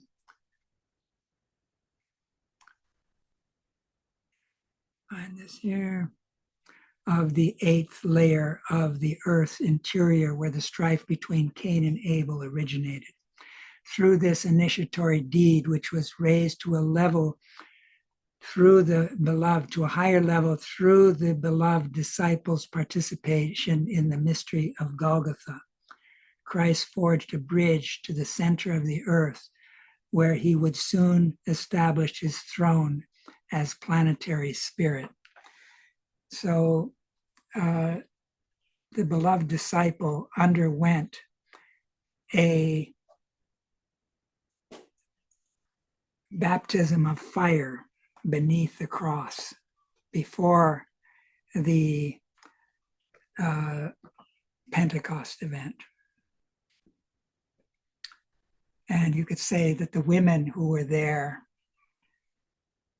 Magdalene and Maria, they experienced that event, that deep suffering that the Pietà epitomizes as a Grail picture. So in this, we can get that imagination that I was just speaking about. The following words by Rudolf Steiner bring to expression the cosmic dimension of the first coming, which is now being repeated on the etheric level as an event that encompasses the earth and humanity. Quote, with the event of Golgotha, when the blood flowed from the wounds of the great Redeemer, when the cosmic heart's blood penetrated the earth and its forces poured down as far as the center, the earth became illuminated from within and light rayed outward into the surroundings. The opportunity was then given to every single human individuality to experience this light within the self. When the earth became the body of the great sun spirit, through having been impregnated with his spirit powers, all the beings on earth were equally endowed with these forces. The seed was planted for the reunion of sun and earth. The physical body of Jesus of Nazareth was the mediator through which the powers of the cosmos were united with the earth aura. And when the blood flowed from the body on Golgotha, the earth was taken up again into the sun power. Since then, this Christ power streams from its center into the surroundings, and from the sun, Christ power streams into the earth. One is able to experience this power, this light, within oneself as a human being, when one knows oneself to be a part of the earth, which as Christ's physical body is infused with his being. Then the white light streams towards one from within oneself as it streams out from the center of the earth. So this is an important secret, that the earth, the second coming in the etheric, is anchored at the center of the earth. The etheric body of the earth is the sun body of the earth, which the plants especially express. That's why Christ was initially seen by Mary Magdalene as the gardener. He's, in imaginative form, he's the cosmic gardener as the sun being. And the sun being is beloved by the plant world. That's why the Rosicrucians often look to the plants as a teacher of this higher mystery of love that we're called to unfold, because the blossom of the plants are the chaste organs of reproduction, and that human beings are needing to emulate the plant in their future preparation for passing from the earth phase that we're in now, the fifth post-Atlantean age, to the sixth. We will need that purified astral body in order to develop the kinship to the Christ that Steiner is talking about here, so that we can, during that age, prepare a new phase in evolution where we will no longer have a physical body.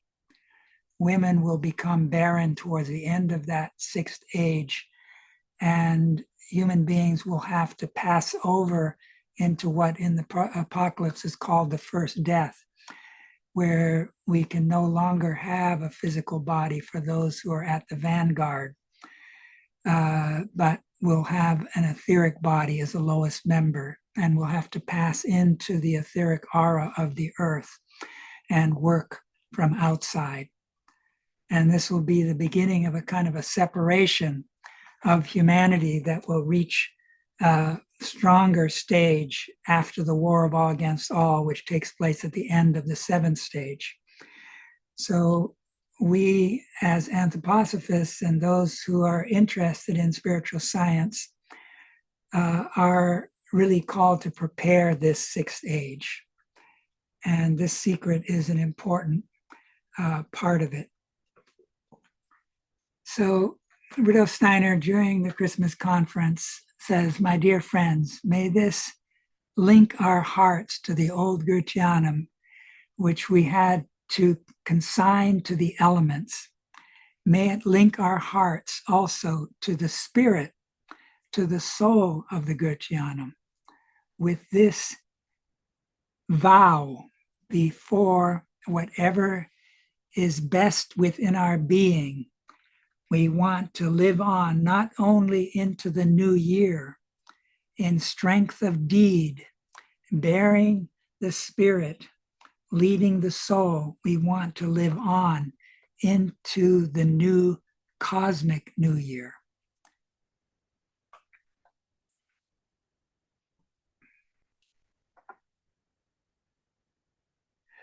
So during that same period where he gave in the Christmas conference this cycle of lectures I mentioned before, World History in the Light of Anthroposophy, right at the first anniversary of the burning, he speaks of this connection between the Temple of Ephesus, which was burned through the envy of the gods, and the Goetheanum, the envy of men, these two brotherhoods who hated each other, but hated the middle stream of the two Johns more.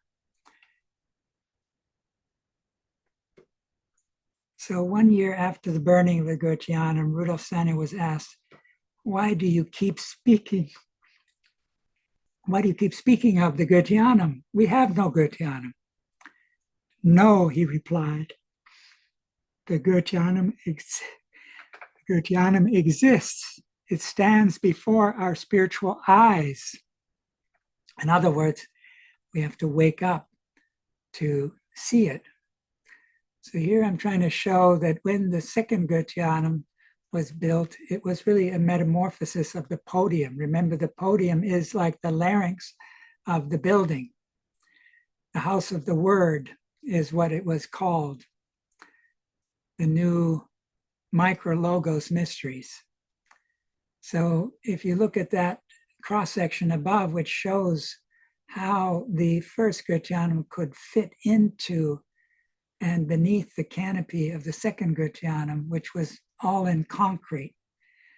That second Grityanum can be seen as a kind of skull over the first Grityanum, which represented the etheric head, with the imaginations of the higher astral world shining in it, and the spiritual world shining through those imaginations in the form of inspirations. And ultimately, the Christ sculpture and the painting at the center above represented Rudolf Steiner's own intuitive communion with the Christ being. And that central imagination out of all of the others was the one that he chose to bring down in this great deed of the sculptural group together with Edith Marion. That epitomized the new mystery we need to find our way to help build the New Jerusalem, the Golden City, to help celebrate that. So here again, you have the word builds. All of nature begins to whisper its secrets to us through its sounds, sounds that we were previously incomprehensible to our soul, now become the meaningful language of nature. So when we hear birds sing in the morning with the dawn, we connect the two. The birds are an expression of the spiritual world trying to speak to us through the veil of nature.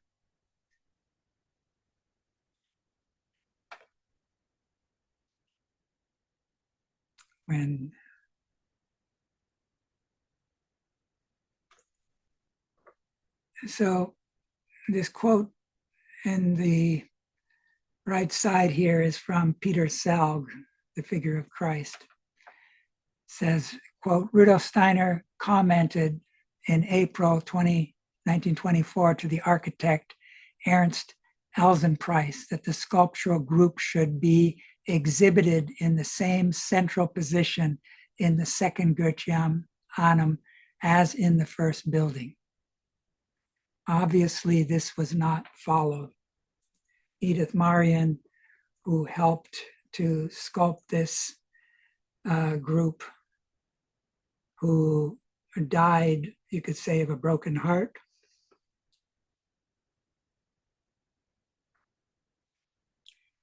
Not long after that destruction of the building by fire.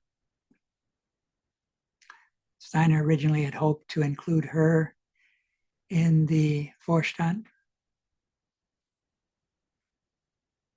But the fact that it's put into a side room is an expression of the fact that there's a failing in connection with the mystery of evil in the history of the anthroposophical society that needs to be faced by those who are awake. It really means that through the divisions that took place in 1935, where Ita Wegman and Verita were pushed out, and later Marie Steiner came under attack, those three women that Steiner had wanted to be in place to counter the influence of these Jesuit stream that had infiltrated the society.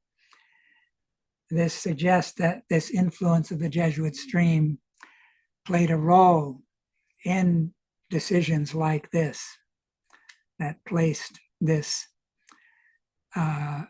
sculptural group in this chamber rather than in the center where Steiner had hoped it would be placed.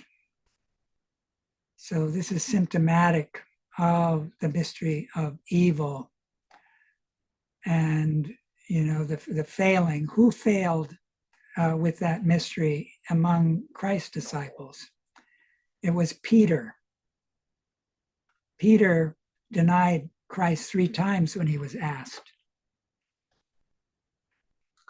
So the Jesuit stream represents this Peter influence coming into the anthroposophical sphere and influencing it in a way that is the counter to the John aspect, the Johannesbau aspect, Rosicrucian aspect, where that beloved disciple was the loyal one who was there beneath the cross, who witnessed all of these events and gave us the fourth gospel.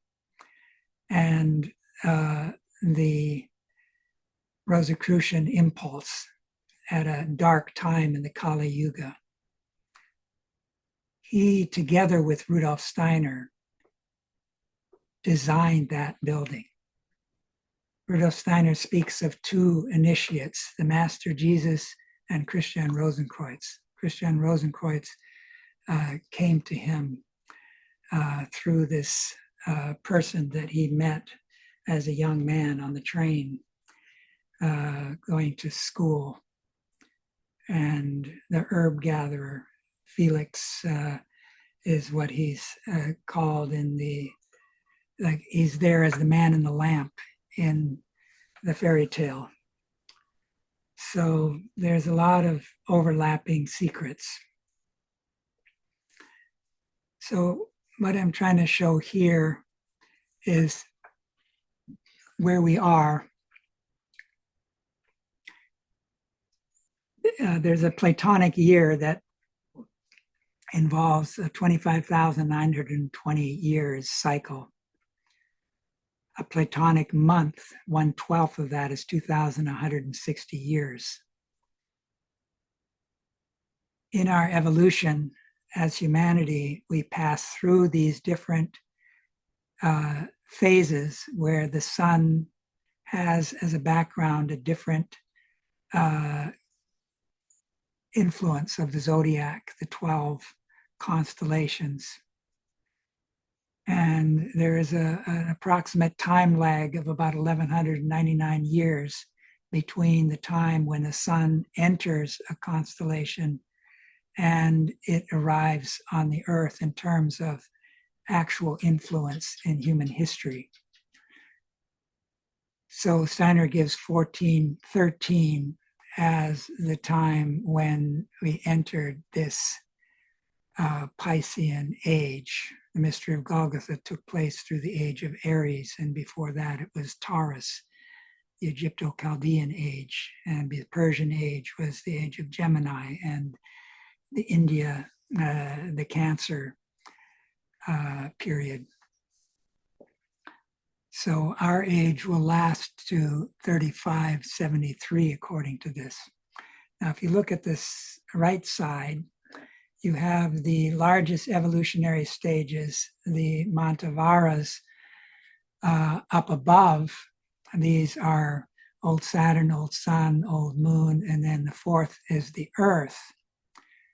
And the Earth then has 7 stages, and that's where it goes through the Polarian, the Hyperborean, the Lemurian, the Atlantean, which are recapitulated in the Polarian, in the ancient Indian, the Hyperborean, and the Persian, the Egypto-Chaldean, in the Lemurian, or from the Lemurian time, and the Greco-Latin is a recapitulation of the Atlantean time.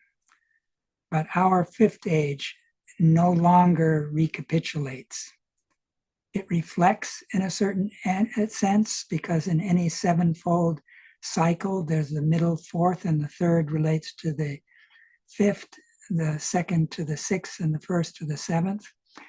But it's not a recapitulation like in previous ages. In fact, we are anticipating the future. What future is that? It's the future New Jerusalem, the future Golden City, the future Jupiter stage.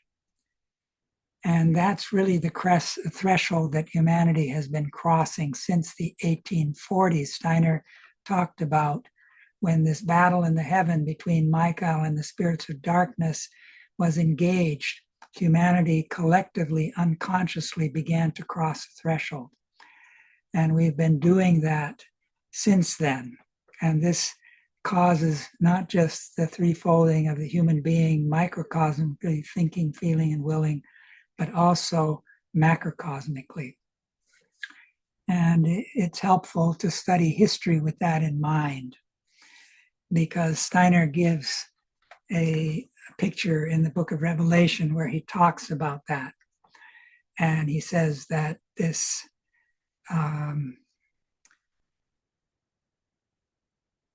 sixth trumpet began to sound, and this was to the priests and the Vorstand members among the last lecture cycle, that that which is depicted in the 10th and 11th chapters, the being who has one foot on the water, the other on the dry land, his countenance like the sun, his body is like a cloud. 7 thunders utter their voices. He has a book with 7 seals. Johannes is invited to read the book, to eat the book. It's like honey in his mouth, it's bitter in his belly. The 7 thunders, in my view, represent the 7 secrets of the unfolding of the 7-fold mystery of time. John was about to write down that mystery, and he was told not to because it's only now that it could be revealed. And this has to do with the 7 mysteries that were related to the 7-fold sequence of temporal evolution, which keeps repeating itself on higher and lower levels. So this is what this is about, is the 4th stage, the earth stage, is the mystery of birth and death. There are 3 incarnating stages in a 7-fold rhythm, then the turning point at the middle, then there's 3 excarnating. So the 4th mystery is the mystery of birth. But just like the foundation for the physical body was given on old sun, foundation for the etheric on the old sun, old moon, it was the astral body, and earth, it's the ego. And as we just said earlier, these were recapitulated in Polarian, Hyperborean, Lemurian, Atlantean, and now in our post-Atlantean, in the ancient Indian, Persian, Egypto-Chaldean, and the Greco-Latin. And so humanity began to cross this threshold, according to Steiner, with the sounding of this 6th trumpet in the 1840s. And we are called to go through the narrow path between the red blood pillar, the incarnation pillar, mysteries of birth, and the blue blood pillar, the mysteries of death. This is inbreathing oxygenated blood and outbreathing the carbon-laden blood, the blood that has the death forces in it. But when we speak, it's with the out breath. We have to take in the life forces, but we breathe out. So the word is connected with the blue blood, and the forging of the Grail sword is a part of that secret. So the mystery of birth and death, Christ gave the key to unlocking those 2 mysteries by the birth of the Nathan and Solomon Jesus, the mystery of birth, and through the death and resurrection, the key to the mystery of death. But in that case, it was the Christ who underwent this. Now it is us, we as individual, has to face the Lord of death. The Lord of death is Ahriman. And Michael is the countenance of the Christ being. He's the one who appears as this great guardian who has one foot on the water, the other on the dry land. And in the 13th chapter, the seven-headed dragon appears first in the heavens. That's the backward Luciferic beings. And then out of the water, the astral ocean, which involves human beings who have succumbed to this dragon by regressing back to the old group soul that belonged to the Atlantean period when it was in its right timing. Right now, those 7 root races that were forged during the Atlantean period are out of their right timing. And we see a resurgence of nationalism and racism that belongs to the age of Gabriel, not the Michael age. It's out of its right timing. And so we who seek to be the vanguard for the future 6th age need to cross in the middle between these 2 pillars. And the Luciferic dragon tends to have us regress back to the past, to the old group soul, to the old 7-headed dragon with 10 horns. And then you have the 2-horned beast. That's the Ahrimanic. That beast becomes ever more powerful because the earth is transitioning since the middle of the Atlantean period into its declining phase, into its death phase. So more and more the disintegrating death forces that Lucifer, Ahriman, the Azuric beings are connected with as fallen ethers are going to get stronger. And as Steiner pointed out in his last written work to the members, we're in a middle realm of nature. There's an upper boundary that leads into supernature. The lower boundary leads into subnature. And we're in danger with the electrification of our earth of descending into subnature. Lucifer's karma is Ahriman. Lucifer is connected with electricity. Magnetism captures electricity. And unless we redeem Lucifer as individuals, we have to succumb to that same fate. So thinking, we have around us in our etheric aura a subnature counterpart. We have a bioelectromagnetic double that indwells our physical body. That's not us. That's the double. That's what Ahriman and Lucifer, but especially Ahriman in the West, America is the place where those forces are strongest, especially where the north-south mountain ranges are, which I tried to characterize last time. That's where Silicon Valley is. That's where Hollywood is. That's where the Gates empire was first launched. And that's where the north-south mountain ranges run, where the magnetic forces are particularly strong. That's where electrical forces are captured by the magnetic forces and pulled down. And especially in California and south of California and north of California, those forces have magnetic anomalies that Steiner indicated one should pay special attention to, because unlike the Atlantic Ocean, where the mid-oceanic ridge, where the mid-oceanic spreading is really in the middle of the Atlantic Ocean and spreads out both directions, here in the Pacific, where I am, surrounded by the ring of fire, that ring of fire is the wound that was left behind from the moon exiting the earth in this region. 80% of the volcanoes on the whole earth are in that ring of fire. And that mid-oceanic ring has been displaced by that exit of the moon in the Lemurian time to both the eastern and western regions of the Pacific. So it really got pushed on to the land, and the what should have been in the mid-oceanic ridge actually crosses onto the land in California, Mexico, Washington. And that's where some of this ring of fire volcanism is located.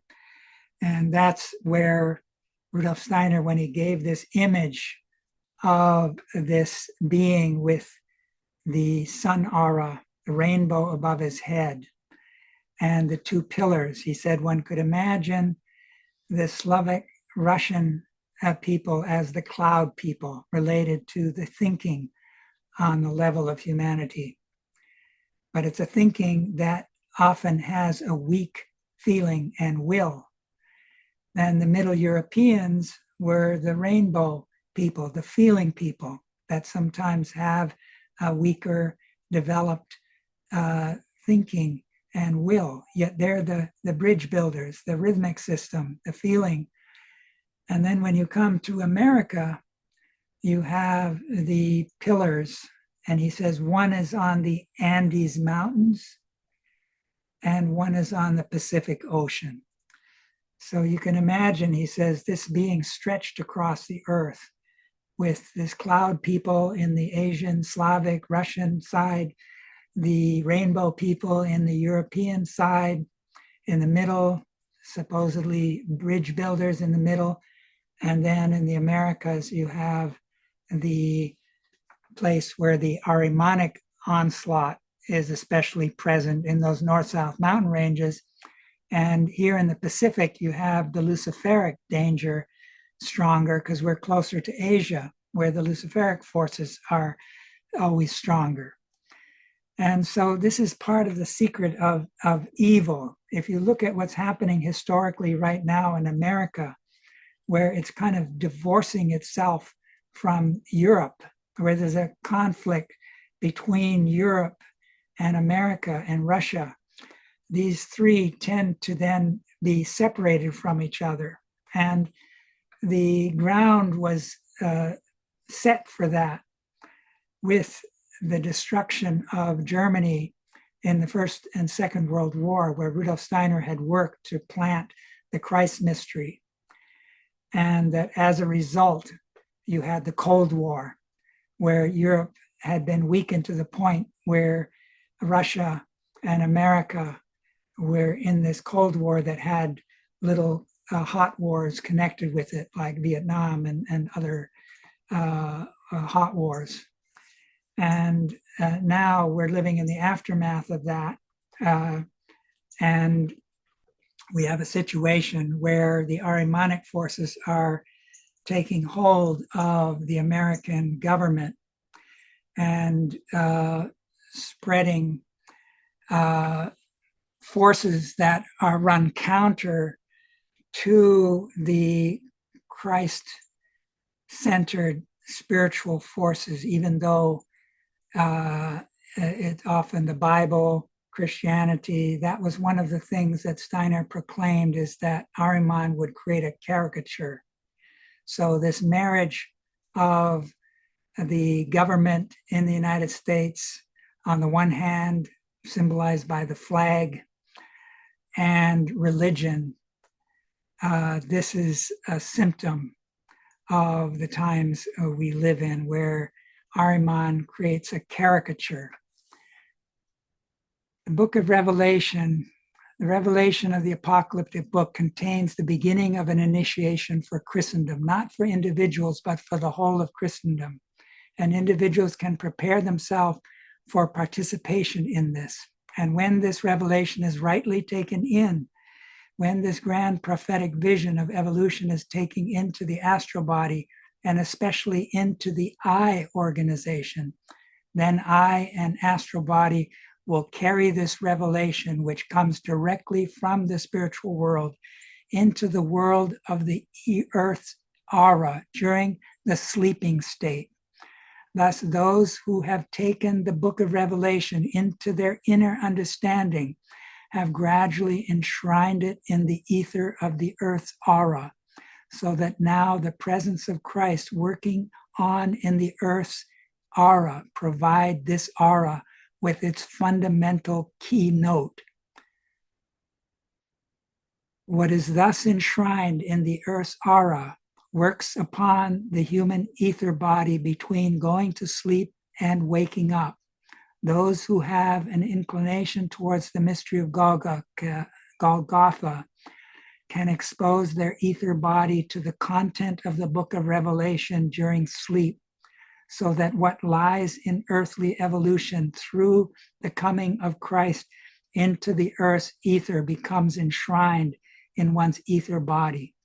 This is the actual process. This is the ongoing deed of the book of Revelation.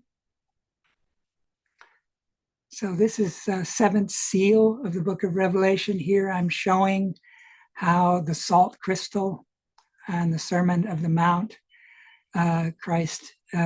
Jesus uttered the words, "Ye are the salt of the earth." In the Egyptian mysteries, which came to expression in alchemy, salt was related to thinking, mercury to feeling, sulfur to the will. So here we see the relationship to that Holy of Holies, which was a cube that the salt crystal naturally produces. And that is really the head of the temple. The two pillars are the legs of the temple. And the middle is the altar of incense, the sevenfold candelabra, the 12 showbread. That's where the incense was raised in prayer, and the orientation to the planetary sphere, the zodiac sphere, the heart opening itself, etc. So we live in a time where we have to wake up in this temple chamber, which Rudolf Steiner manifests in a new form in the Goetheanum, which can be seen as like the temple that rises up from the depths in Goethe's fairy tale.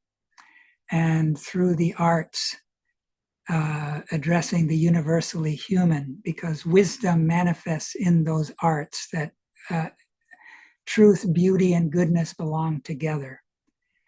And sadly, Steiner said, especially the English-speaking peoples, which are dominating Earth evolution, need to witness the wisdom physically with their eyes in order to find their way through beauty to truth to goodness. That was the tragedy of the burning of the Goetheanum, that was taken away from the English-speaking world. And among those who took it away were the Anglo-American Freemasons, who are in the service of the adversarial forces. Among them are initiates. When you cross this threshold as an initiate without an orientation to the whole of humanity, a love for the earth and humanity as a whole, but rather cross it with English imperialism, as was done within these Freemasonic circles, then you become tools of Lucifer and Ahriman. Jesuits, more Lucifer; Freemasons, more Ahriman. Freemasons worked especially across to America. The Jesuits worked especially in the forging of the European Union. One can follow their working. So this is just sort of showing these interventions of the sun demon. Sun demon is a very powerful Ahrimanic being that has the 666 cycle.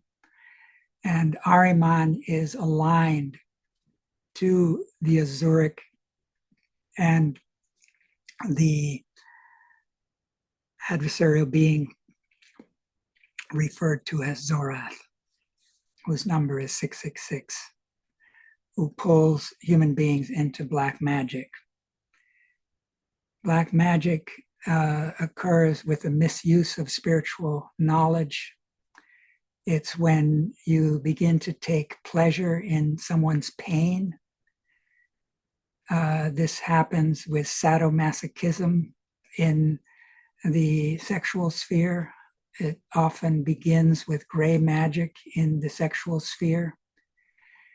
And that's where this taking pleasure in someone else's pain inverts the purgatory state, where you go backwards over your life during Kamaloka and you experience the suffering you caused others.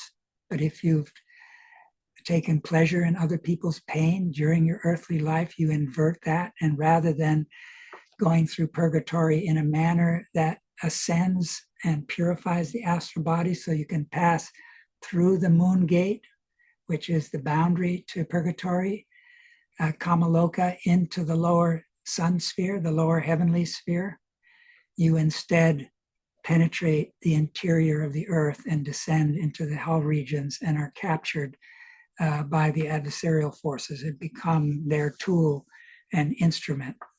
So with the collective crossing of the threshold, you have a separation of humanity. Many human beings are being pulled down, succumbing to the influence of Ahriman working through their double. The double resonates with the electromagnetic forces which we're propagating everywhere. They're invisible, so we often can't see or notice that they're there, but they're there in our homes, they're there in our neighborhoods. They're becoming more and more amplified. And this magnifies the power of the double, which is related to our lower self. So the incarnation of Ariman, there are many people who believe it's imminent.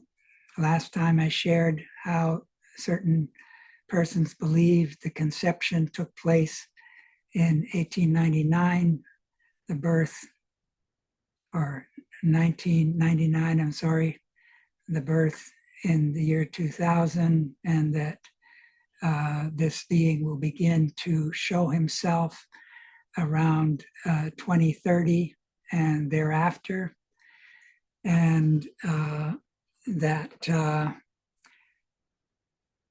there's others who believe this is going to take place in the next age after the Michael age, where it will be a particularly sort of a dark age.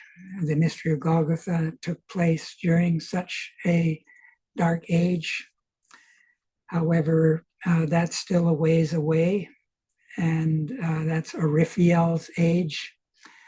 And I think the Ahrimanic inclination is to always try to accelerate time, because the further we get into the Michael age, the stronger the Michael age impulse can become, right? In the first half of the Michael age, we still have the Gabriel age and its influence carrying over. And Ahriman seeks to take advantage of that and work with that.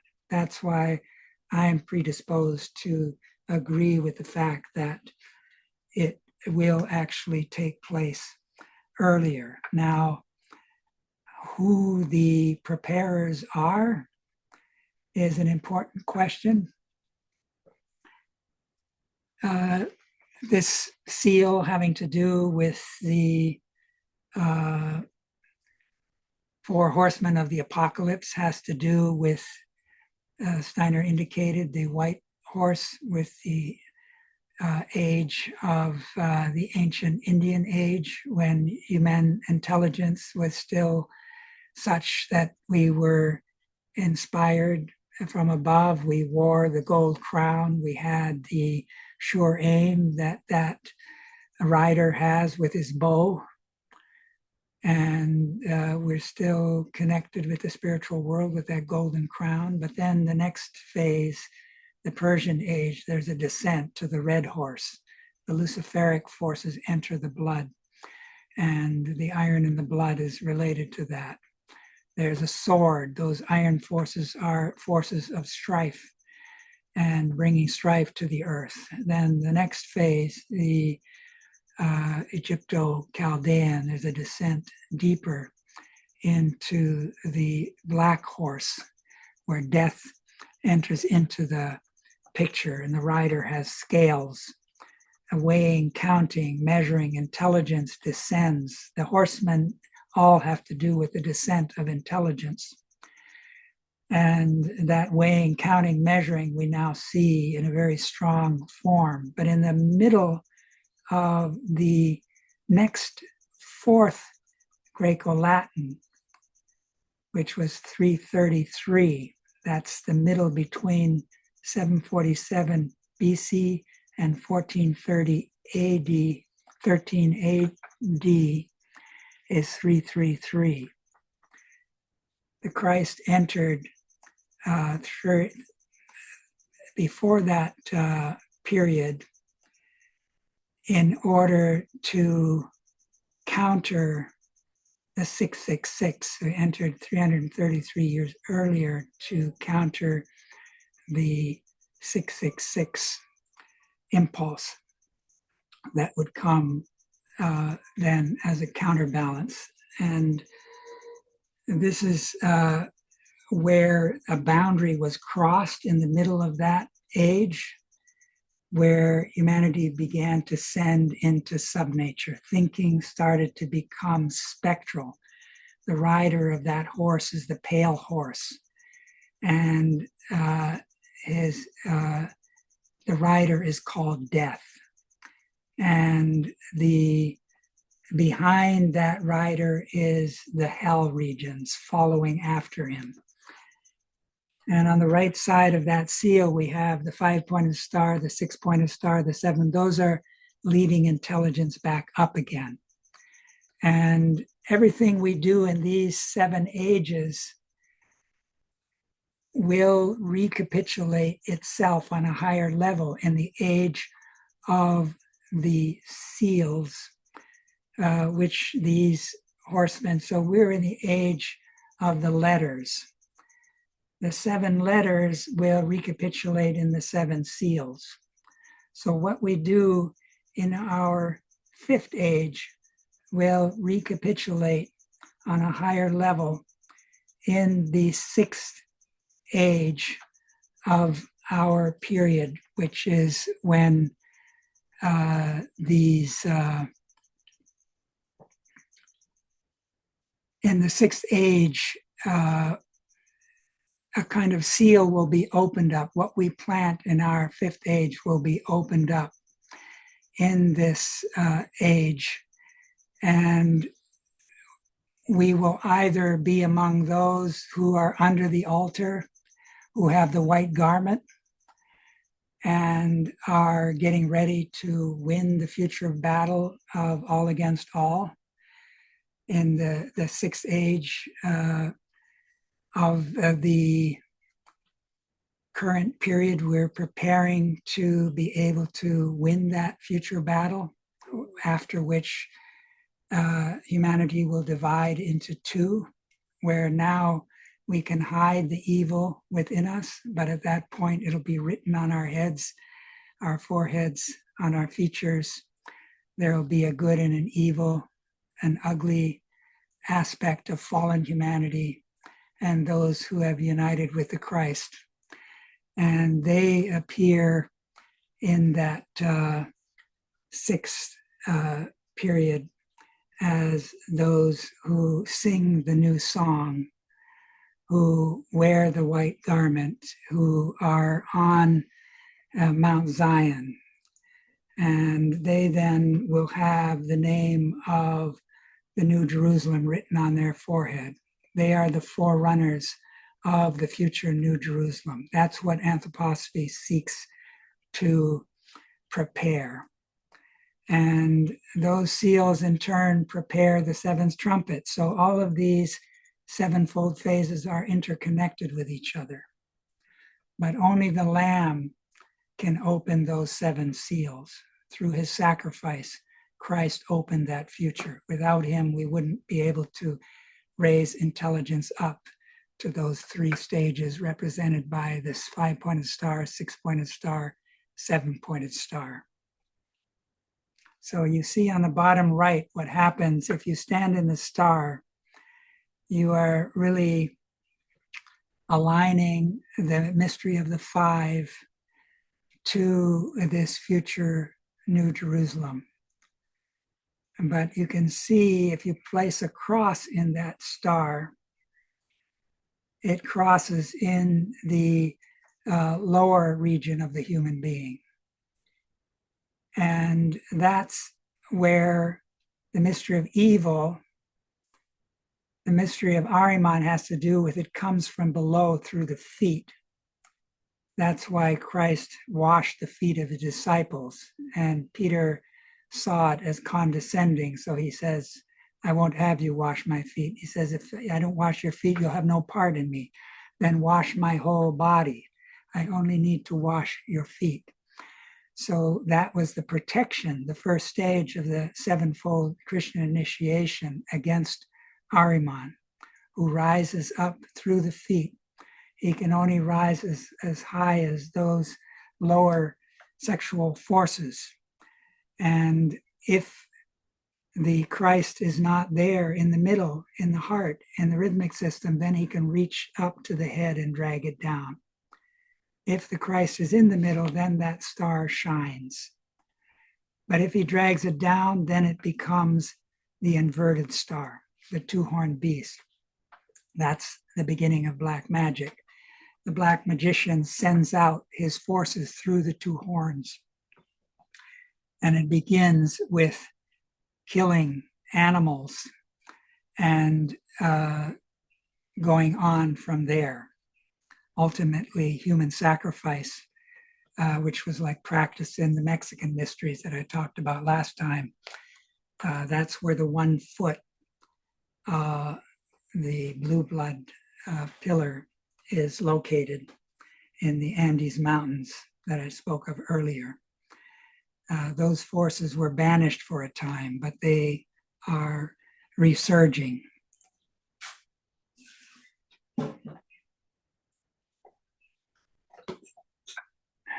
We've asked about the origin of human intelligence, which has its instrument in our head organism. This intelligence stems from the Michaelic deed commonly depicted in the casting down of the dragon. The dragon represents the Luciferic impulse, which now lives in the human head. Subhuman beings arising from below, infused with Ahrimanic will, now seek to influence human willing. Just as the Luciferic beings influence thinking, these Ahrimanic beings burrow into unconscious layers of the soul and body, drawing in all that is unredeemed by the Christ impulse. They aim to control willing as Lucifer once controlled thinking. Only a Christ-filled soul anchored in the middle consciousness can resist their intrusion. Otherwise, intellectual forces will be dragged down into their domain. Just as Michael's deed illuminated thought through Lucifer, so now we face a counterpole, the rise of Ahrimanic beings from below. These beings exploit instinct, unconsciousness to subvert the soul unless man gains clarity and inner strength through spiritual science. One can ask, who are these beings? I've spoken of this at other times.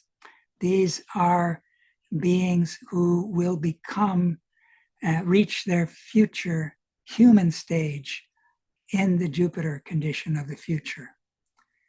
They reside as this doppelganger within the subconscious of human beings.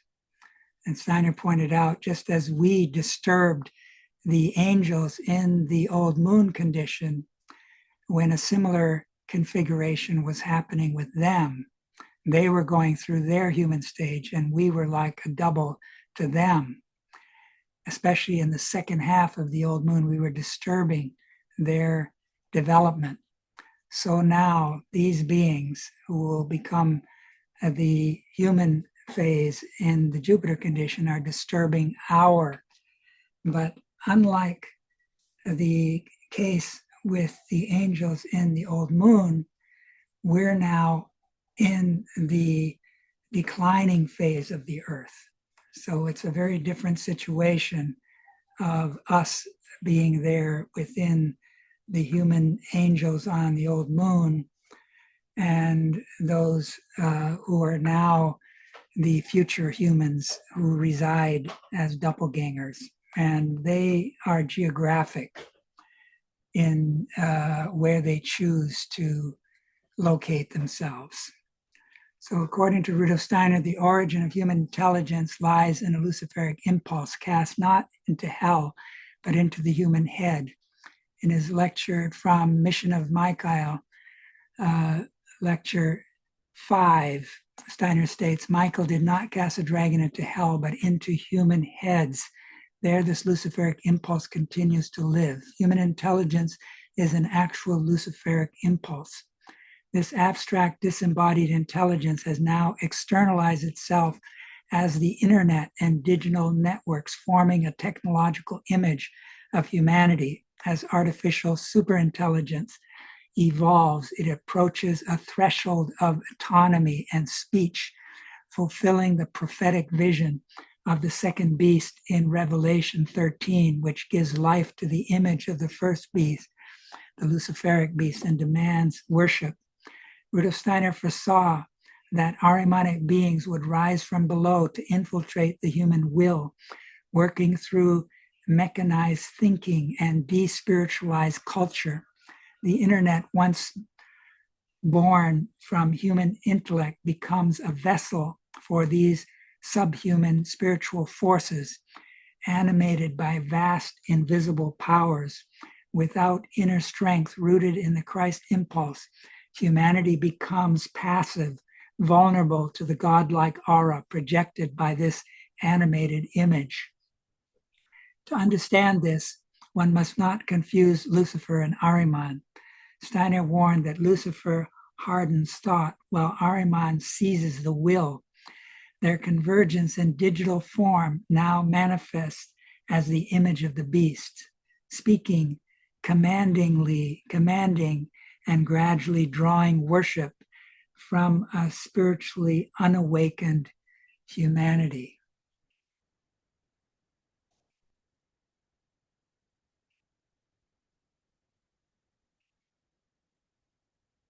In our survey of evolution of our planet, we have seen that the earth will again be spiritualized, that human beings can participate in this evolution, and that they will again be able to return to the sun.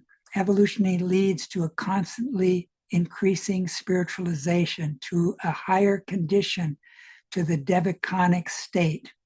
All those beings who are too stuck in their materialization will not be able to participate in this spiritual earth.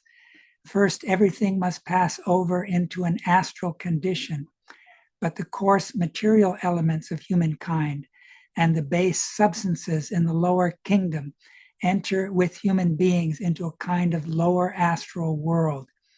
This could be called the sub-physical astral world. We have then Devacon, the astral world, the physical world, which we live in between birth and death, and the lower astral world. This lower astral world is also working in opposition to our evolution today. It is ruled by the spirit Mammon through Ahriman. That is the spirit of hindrance. He is the power of the lower world. He's also the lord of money. So working especially through world finance. These Western lodges have worked especially through things like the English banking system back in the time when it was still a family business, where the 5 sons had their banks in different parts of Europe.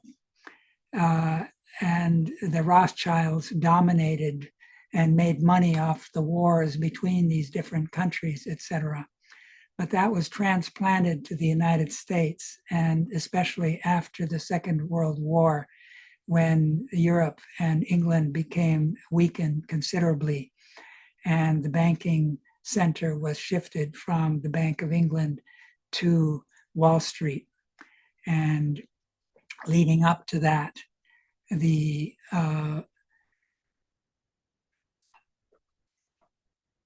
whole system of the banking that we know now, where the New York Fed is really the 12th bank, but it's also the 13th. It's the one that makes the big decision. It has an occult structure. And the forging of the documents that led to that banking system were secretly put together at a meeting on an island called Jekyll Island, which I'll deal with more on another chapter of this theme. But we have then the earthly world in between, the boundary to super earthly that leads over to the etheric, and then the astral and lower and higher devachan. But down below, we have the lower astral, which is dominated by Lucifer, the lower devachan by the Ahrimanic, and dominated by the Ahrimanic, and the lower higher devachan by the Azuric beings. And in each of these, we have certain etheric forces that have fallen. And what I have tried to kind of lead over to with this image, which I've often shared, that I kind of put together with the understanding that we recall, like I mention up above there on the right, the higher stages of Rosicrucian initiation. The fifth stage involves the correspondence between microcosm and macrocosm. The sixth stage, living into the macrocosm. So on the right, in the middle, I'm showing the microcosmic human being. On the left, that larger image, I'm showing it's kind of inverted. That's the Adam Kadmon figure. That includes both those who are between birth and death, incarnated on the earth, which is limited to just the head of this great being, and then those who are between death and rebirth, beginning in the moon sphere, Kamaloka, then the lower devachan, which leads over to the sun gate, into the higher heavens. Between death and rebirth, we then pass into the Mars, Jupiter, and the Saturn spheres, and then ultimately into the zodiac sphere. These are the planets that were held sacred in these Rosicrucian mysteries. So aside from the battle at the pineal gland within our human heads, and this, hopefully we're beginning to carve out that hard stone and create this weaving lemniscate between head and heart, so that that organ in the head can begin to shine and the heart can begin to shine. But collectively, we have the task of helping the earth aura to shine, help the second coming to increase. So just like in our own case, ever since the middle of the Greco-Latin period, the ether body, which up until that time had been becoming more and more of a physical double, began to gradually expand, to begin with in the head. In the 18th century, it began to do that in the heart. It began to loosen in the heart. This is the basis for the emergence of a new clairvoyance that begins with the etheric. But we have, instead of imagination, we're bombarded with the flood of the dragon. And so we have to cultivate this imaginative consciousness because it's under attack. And how do we participate in helping the great aura of the earth that the second coming is taking place in? That involves the building of the New Jerusalem, that the earth has an aura, but it actually has two. One is the electromagnetic aura that includes nuclear forces, and the other is the various etheric forces.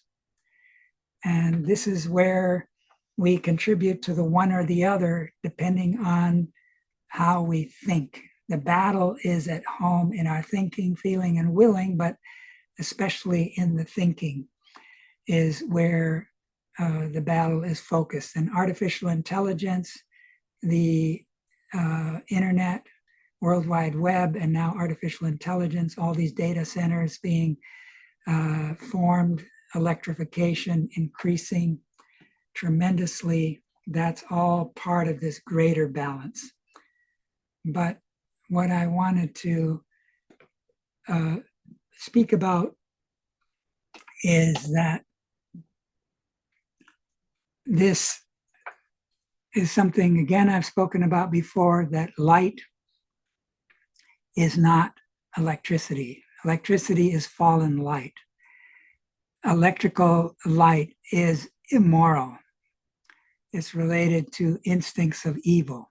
By looking at atoms and identifying them with electromagnetic forces, we're demonizing the physical world. We're actually inviting the demons to inhabit that world. So if we look at other human beings with this atomistic mindset, we're actually imprisoning those human beings, our children, our friends.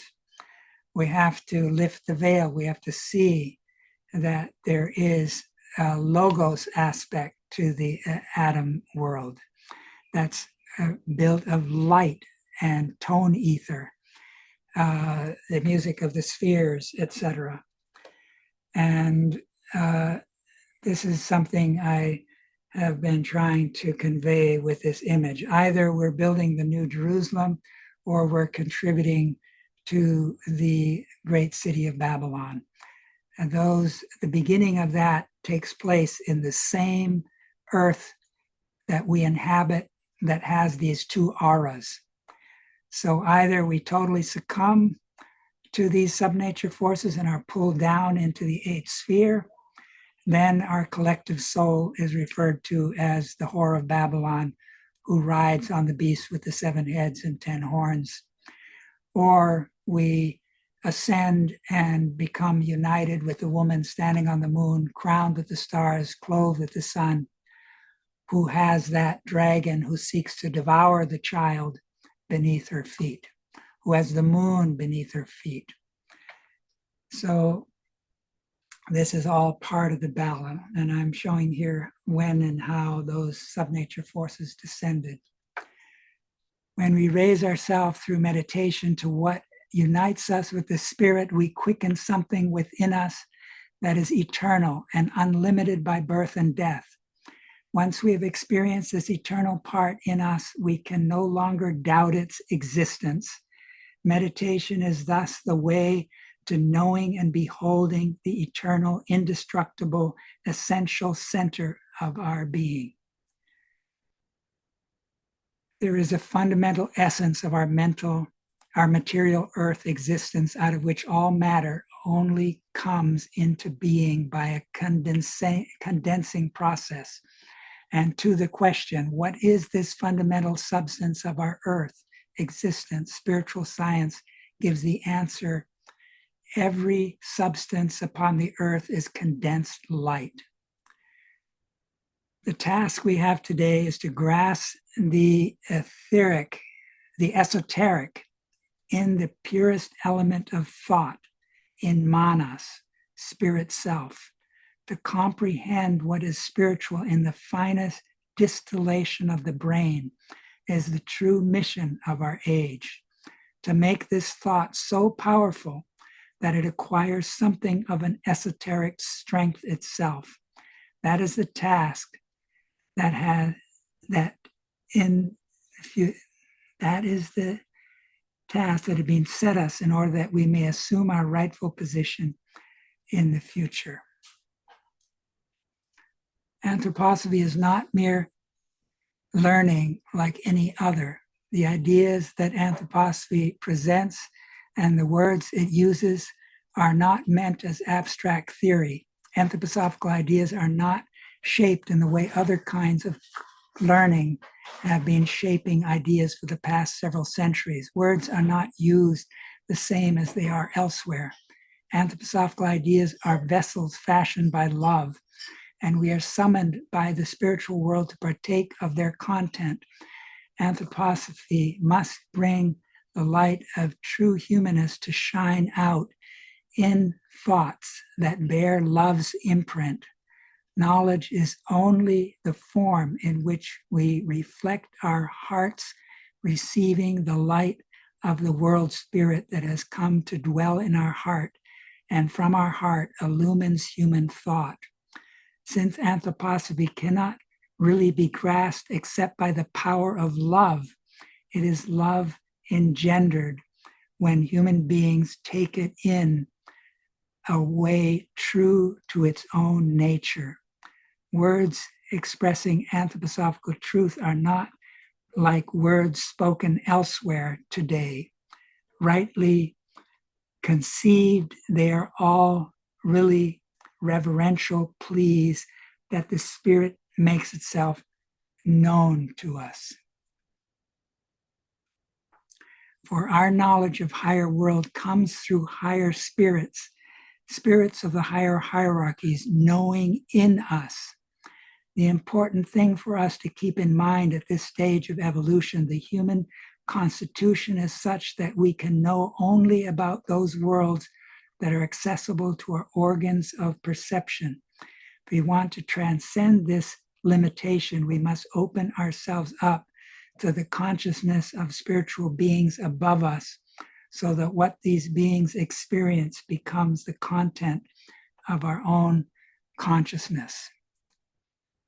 Thinking as a spiritual activity. Moral ideals stimulate the warmth organism, producing in the air organism sources of light, producing in the fluid organism sources of tone, producing in the solid organism seeds of life, etheric.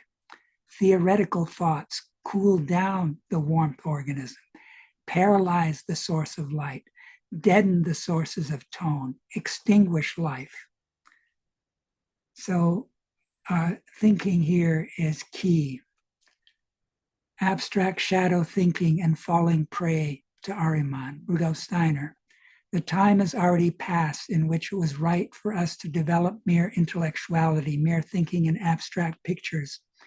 Along with the 19th century, that has become a thing of the past. If we now continue to develop mere thoughts as images, then our thoughts will fall prey to Ahrimanic powers. Humanity is confronted with this danger right now. Humans today are faced with a choice either to comprehend the spiritual life or deny it. But if we deny the spiritual life today, we will no longer be able to think freely. Rather, Ahrimanic powers will then begin to think in mankind, and then all humanity will undergo a downhill evolution. So in other words, this isn't just an incarnation of Ahriman as a figure in the flesh. This is Ahriman helping the Azuric and the Sorat being to take over and direct human evolution in a manner that runs counter to the Christ impulse. Michael frees thoughts from their restriction to the head region and opens a way for them to the heart. He sets inner enthusiasm glowing, enabling people to give themselves in soul devotion to everything that can be experienced in the light of thought. The Michael age have arrived. Hearts are beginning to have thoughts. Michael frees thoughts from their restriction to the head region and opens a way for them to the heart. He sets inner enthusiasm glowing, enabling people to give themselves in soul devotion to everything that can be experienced in the light of thought. The Michael age has arrived. Hearts are beginning to have thoughts.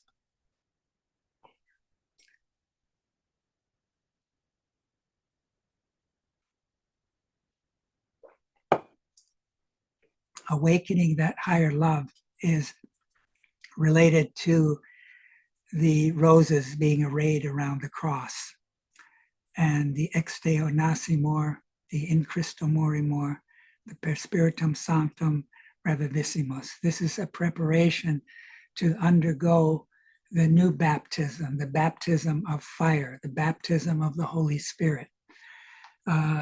We tend to have our wings clipped through our educational system. Waldorf is meant to help children to maintain their wings so that as they grow up,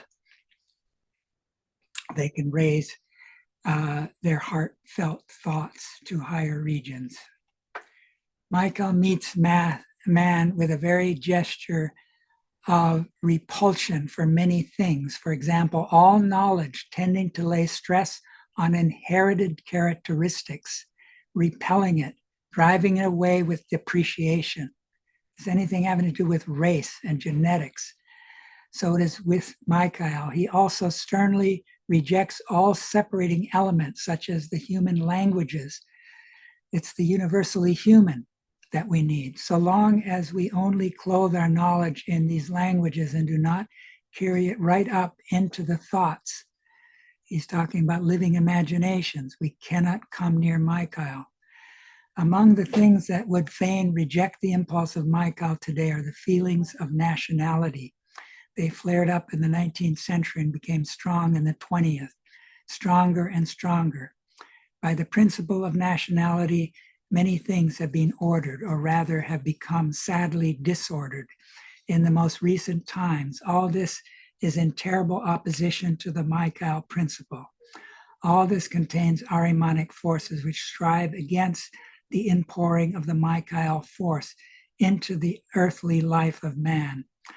So then we see this battle of the upward attacking Ahrimanic spirits who would like to carry upward what comes through the inherited impulses of nationality, which Michael sternly rejects and repels. So it is really this mystery of the two Johns that stands in the middle of the anthroposophical impulse. And I kind of refer to this as Plan B. Plan A that Steiner had hoped for failed due to the breaking up of that Vorstand, which was meant to be an esoteric Vorstand. It more or less became like the wounded Fisher King Amfortas and was no longer able to maintain that strong connection that Steiner had hoped. But he gave us the secret that he embodied in the first Goetheanum. That's the new mysteries. And it relates to the mysteries of Lazarus John, which were carried forward by Christian Rosenkreuz, the Count de Saint Germain, John the Baptist over to Raphael, and then Novalis, and then into anthroposophy. But you have the backward brotherhoods who destroyed that Goetheanum, who committed the sin against the Holy Spirit, which is the one sin that cannot be forgiven. The following quote is taken from page 473 of the book Freemasonry and Ritual Work. Hiram Abiff was reborn as Lazarus, and through that, he was the first to be initiated by Christ. With him, the middle stream was inaugurated, the stream that stood between that of Cain and Abel. In the course of time, the Cain stream was represented mainly by the Freemasonic stream. The Abel stream was expressed by the priestly current of the Catholic Church. Both of these streams within humanity remained strictly at war with one another. They only once united in concert in their hate of the middle stream. The result of this concerted action of the otherwise opposing direction was the destruction of the John building the Gutianum. He then sent in Oslo, he spoke about how the sons of Abel found their way to the sons of Cain when the theologian asked him for the new ritual. That aroused growing enmity on the part of the sons of Abel and the sons of Cain in the outside world. What he meant was the Jesuits and the occult brotherhoods. And he said further that the fire that destroyed the Gutianum was started in the same hall in which the new ritual was given to the theologians. In contrast to the jealousy of the gods, which led to the burning of the temple of Ephesus, Steiner spoke of the jealousy of men in regards to the burning of the Gutianum. Steiner usually referred to these members of the backward Cain and Abel streams as brothers of the left. Here we're dealing with the mystery of evil, which are already, as already indicated above, are of paramount importance in our time. These brothers of the left are guilty of committing the sin against the Holy Spirit, which is said to be a sin that is not forgiven.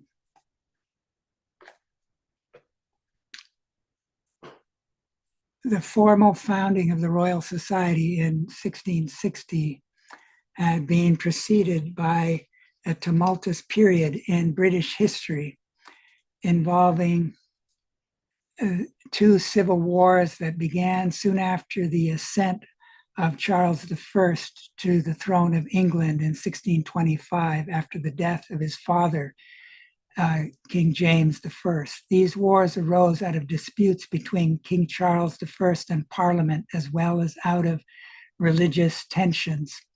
Oliver Cromwell played a leading role in events that culminated in the execution of Charles I in 1649 and subsequently the exile of his son, Charles II, for 9 years. Cromwell, who had become a virtual dictator, was named Lord Protector of England, Scotland, and Ireland in 1653. It was within the circle of influence focused in the figure of Cromwell that a betrayal of Freemasonry involving the use of occult knowledge to achieve political ends began to take shape. Quote, he was able to prepare the ground for future Anglo-American world power. In 1653, he set up in its initial form the institution that developed into the English Intelligence Service, which undertook the founding of the first English Masonic Lodge on the continent. He thereby fostered a certain orientation within Freemasonry. Cromwell was a supreme representative of this consciousness of the British as the chosen people and having a mission to fulfill. These tendencies were explained by Rudolf Steiner, quote, now in occultistic directions of this kind, there is this base doctrine that the English-speaking people represent for the fifth post-Atlantean period what the Roman people were for the fourth post-Atlantean period. Therein is the view that the Anglo-Saxon race has, through certain forces of world development, to be assigned the mission of exercising in the present and for many centuries in the future world rule, real worldwide domination. Steiner often, that's from Heinz Pfeiffer, The Brothers of the Shadow. Steiner often referred to the brothers of the left who propagated and sought to implement a form of Anglo-American imperialism through Masonic lodges spread far and wide in Europe and the United States, but centralized in the Grand Lodge of England. This Grand Lodge has gone so far as to assert its supreme authority over all the lodges throughout the world. According to David Noble, at the start of the documentary history of speculative Freemasonry in the 1720s, 1 out of every 4 English Freemasons was a fellow of the Royal Society. The Royal Society, which excluded women, really looked up to Francis Bacon. Francis Bacon was the reincarnated Harun al-Rashid. And they ushered in this materialistic view of the world that Isaac Newton, later we've got Rene Descartes, Galileo, and Copernicus and others launched in the Western world. And here, I just want to give a symptom of what happens. I talked earlier of the aesthetic element that redeems Lucifer. This is Darwin speaking. I have said that in one respect, my mind has changed in the last 20 or 30 years. Up to the age of 30 or beyond it, poetry of many kinds, such as the works of Milton, Gray, Byron, Wordsworth, Coleridge, and Shelley, gave me great pleasure. And even as a schoolboy, I took intense delight in Shakespeare, especially in historical plays. I've also said that formerly pictures gave me considerable and music very great delight. But now for many years, I cannot endure to read a line of poetry. I've tried lately to read Shakespeare and found it so intolerable, dull, that it nauseates me. I've also almost lost my taste for pictures or music. Music generally sets me thinking too energetically on what I have been at work on instead of giving me pleasure. My mind seems to have become a kind of machine for grinding general laws out of large collections of facts. But why this should have caused the atrophy of that part of the brain alone on which the higher taste depends, I cannot conceive. The loss of these tastes is a loss of happiness and may possibly be injurious to the intellect and more probably to the moral character by enfeebling the emotional part of our nature. That's a pretty good confession, I would say, that says you can't go for the quest of truth without beauty. Here, beauty was left out. The Sophia was left out. The heart was left out. The warmth was left out. Here, Ahriman is moving in more and more. And that leads to loneliness, isolation, a death in the social realm, a lack of meaning. But that's what's spreading. That's what has been at work for a long time. So there's, aside from this Brothers of the Shadow book that I was quoting from, there's others, books on this theme that I'm just bringing to expression here. So I won't spend more time with that. I want to get into the present time, talk a little bit about what's going on right now. I've talked in the past about Peter Thiel. He's been giving lectures on the apocalypse. He's worried about the Antichrist. But at the same time, he's was among the first representatives of Silicon Valley to back Donald Trump in his first term as president. And he bankrolled J.D. Vance's Senate run and helped to promote Vance as vice president. And he's expected to become the Republican nominee in 2028. Another character that I think is playing an important role is Elon Musk. He bought Twitter, turned it into X, invited all of those who had been deplatformed on for the sake of so-called free speech. And he's become very right-wing in his views. He has not only done so in the US by backing Trump and other Republicans in this last election to the tune of close to 300 million, but was there dancing on the stage and with his black MAGA cap and then became a part of the DOGE, Department of Government Efficiency. There was a temporary falling out, but that was kind of bridged at the memorial service for Kirk, which Trump and him attended, and they were shaking hands, etc. So in 2010, there was a case called Citizens United before the Supreme Court. And by a 5-4 vote, this was passed, which allows unlimited amounts of corporate money to flow into elections. And since then, that has been the case. And so that corporate money, whether it's through lobbyists, the oil and gas industry, etc., has ushered in the age of the oligarchs. This is just the last election here, over 14 billion in influence, 11,000 political groups spent, according to this Bloomberg report.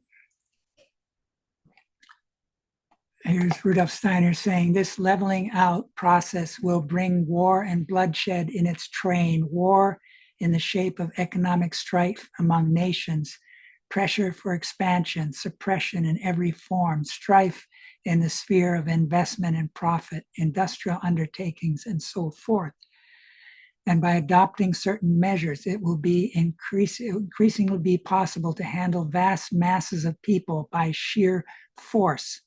The individual will acquire greater and greater power over certain masses of the people, for the course of evolution is leading not towards greater democracy, but towards oligarchy of the brutal kind, in that the power of the single individual will immeasurably increase. If morals are not ennobled, this will lead to brutality in every possible form. This state of things will come just as the great water catastrophe came to the Atlanteans. But we're experiencing a preview of what will come later.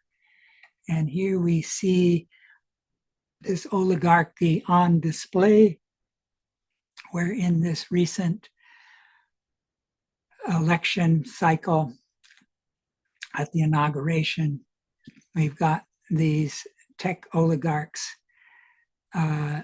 having the front row, even in front of the cabinet choices.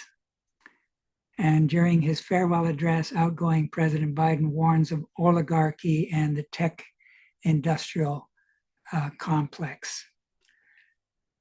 The rise of mean magic and chaos magic on the world stage in the age of social media.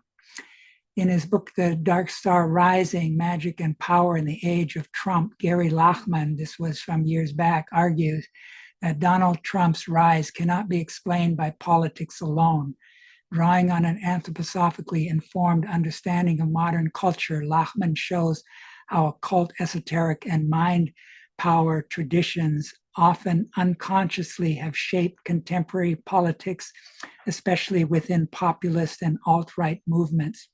He traces the influence of New Thought and positive thinking, notably through Norman Vincent Peale, who was Trump's sort of pastor and married him initially, alongside more radical currents such as chaos magic, meme magic, and far-right traditionalism. In the digital age, symbolic thinking, images, and belief itself become tools of power, blurring the boundary between reality and narrative. Lachman situates these developments within a broader post-truth culture, linking them to the authoritarian myth-making in both the West and Russia. His analysis echoes Rudolf Steiner's warning about Ahrimanic influences. Intelligence separated from conscience, truth replaced by manipulation, and spiritual forces working through technology and mass psychology. The central danger, Lachman suggests, is not esotericism itself, but the unconscious and morally unanchored use of inner forces in the service of power, a diagnosis that closely aligns with Steiner's distinction between initiation for humanity and initiation for domination.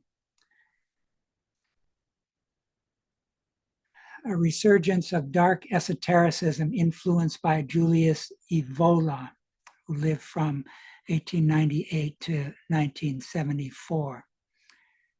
In Esoteric Trumpism, Konstantin von Hofmeister presents Donald Trump not as a conventional political leader, but as a mythic and symbolic figure within a wider esoteric political struggle. Writing from an alt-right and traditionalist orientation, Hofmeister interprets Trump as an agent of disruption aimed at dismantling liberal globalization, technocracy, and post-war institutional order. The book draws heavily on traditionalist, Evolian, and anti-modern currents, reframing Trump as a catalyst for civilizational renewal through chaos, conflict, and polarization. Politics is treated less as a moral or democratic process and more as a metaphysical battleground where symbolism, spectacle, and transgressive energy are valued over truth, law, or ethical responsibility. From an anthroposophical perspective, the work exemplifies a darkly inverted esotericism, spiritual language severed from conscience, initiation divorced from service to humanity, and myth deployed to legitimize power.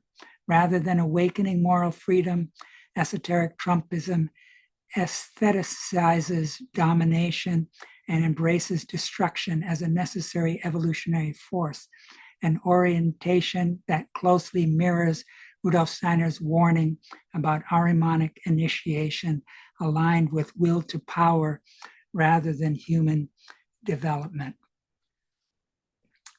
Here, this same trend creeps into the anthroposophical movement.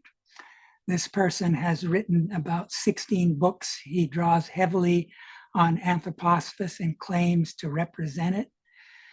In Spiritual Warfare in the 21st Century, Donald Trump versus the New World Order, Ron McFonnell presents contemporary politics as a literal cosmic battle between good and evil, interpreting Donald Trump as a divinely appointed instrument in a struggle against globalist and secular forces, drawing selectively on Christian imagery and fragments of anthroposophical terminology.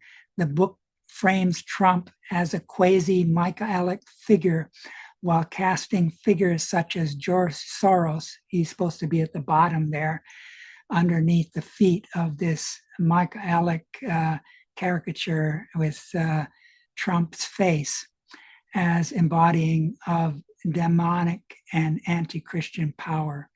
McFarland blends right-wing Christian apocalypticism with esoteric motifs, but without the ethical and epistemic discipline central to Rudolf Steiner's work.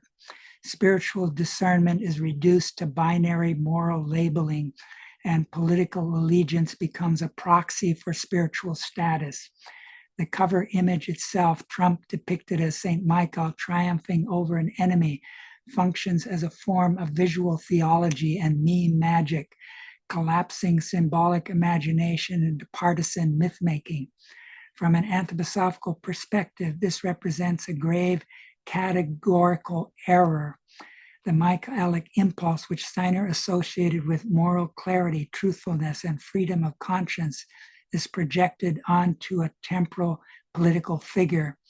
Rather than awakening individual responsibility, the book encourages spiritual obedience, scapegoating, and the externalization of evil, precisely the dangers Steiner warned against when religious imagery is severed from inner moral development and presses in the service of power. It's important for anthroposophists to see this because it's a way of trying to usurp anthroposophy. There's nothing Ahriman and Luciferic forces would want more than to be able to usurp anthroposophy and turn it to other ends than what Steiner originally intended. So this picture involves often images that Donald Trump himself and his so-called Truth Social posted from other sources. The one on the top left, of course, is a picture that celebrates his defiance in the face of an assassination attempt at a Butler rally in Pennsylvania on July 13th, 2024. This again is a very powerful meme kind of magic that helped to turn many people to become supporters and impressed these alt-right figures. But one could ask the question, is there a being who could actually choreograph such a scene? Meaning a being who lives in both the perpetrator and the purported victim of the assassination? And I would say yes. None other than Ahriman, who is approaching, is imminent in his incarnation. He can live in the doubles in both of these beings, in all of these beings who participated in that event, not meaning the other victims. So that may be for some a stretch, but another following on the foottails of that 2010 Supreme Court ruling, the Supreme Court's 2024 ruling affirming a president's immunity from criminal prosecution for actions tied to official duties while in office has only fueled what he perceives as a permanent shield from oversight. And there are those who look at Trump on the Christian right. You know, the Christian right voted for Trump. There's nothing, I believe, that points more to the imminence of the incarnation of Ariman than the total caricature of Christianity. And among these meme images is this Trump being idolized as a modern day Cyrus. As you know, Cyrus was the one who freed the Hebrews from the Babylonian captivity and helped to restore the temple, etc. And leading up to Trump's own sort of ascent to office, etc., the new pope was being selected. And here Trump again puts on the hat. On the left, he's kind of on the cover of Time with a crown. And when people took to the streets to protest, we don't need a king, he chose a meme of him in a jet dropping poop bombs on all of those Americans who were rallying against him in the streets. So the president takes an oath of office to serve the people as a whole, but here you have a Republican-Democratic polarization. I'm not suggesting that the Democratic Party is great. These adversarial forces have been working, those brotherhoods have been working through left and right, through both political parties. But right now, this is the one that's in the foreground. And during his last campaign, Trump was asked by oil and gas, he asked oil and gas representatives for $1 billion in exchange for rolling back Joe Biden's environmental policies. Trump has signed 64 executive orders. That's been dwarfed since I made this. Donald Trump fires the US government's top ethics official. business bribes abroad, raises specters. There's some missing parts there. Trump also signed an executive order directing his new attorney general to pause enforcement of the Foreign Corrupt Practices Act, the law that forbids Americans from bribing foreign officials. Trump fires 17 independent watchdogs at multiple agencies in late night move.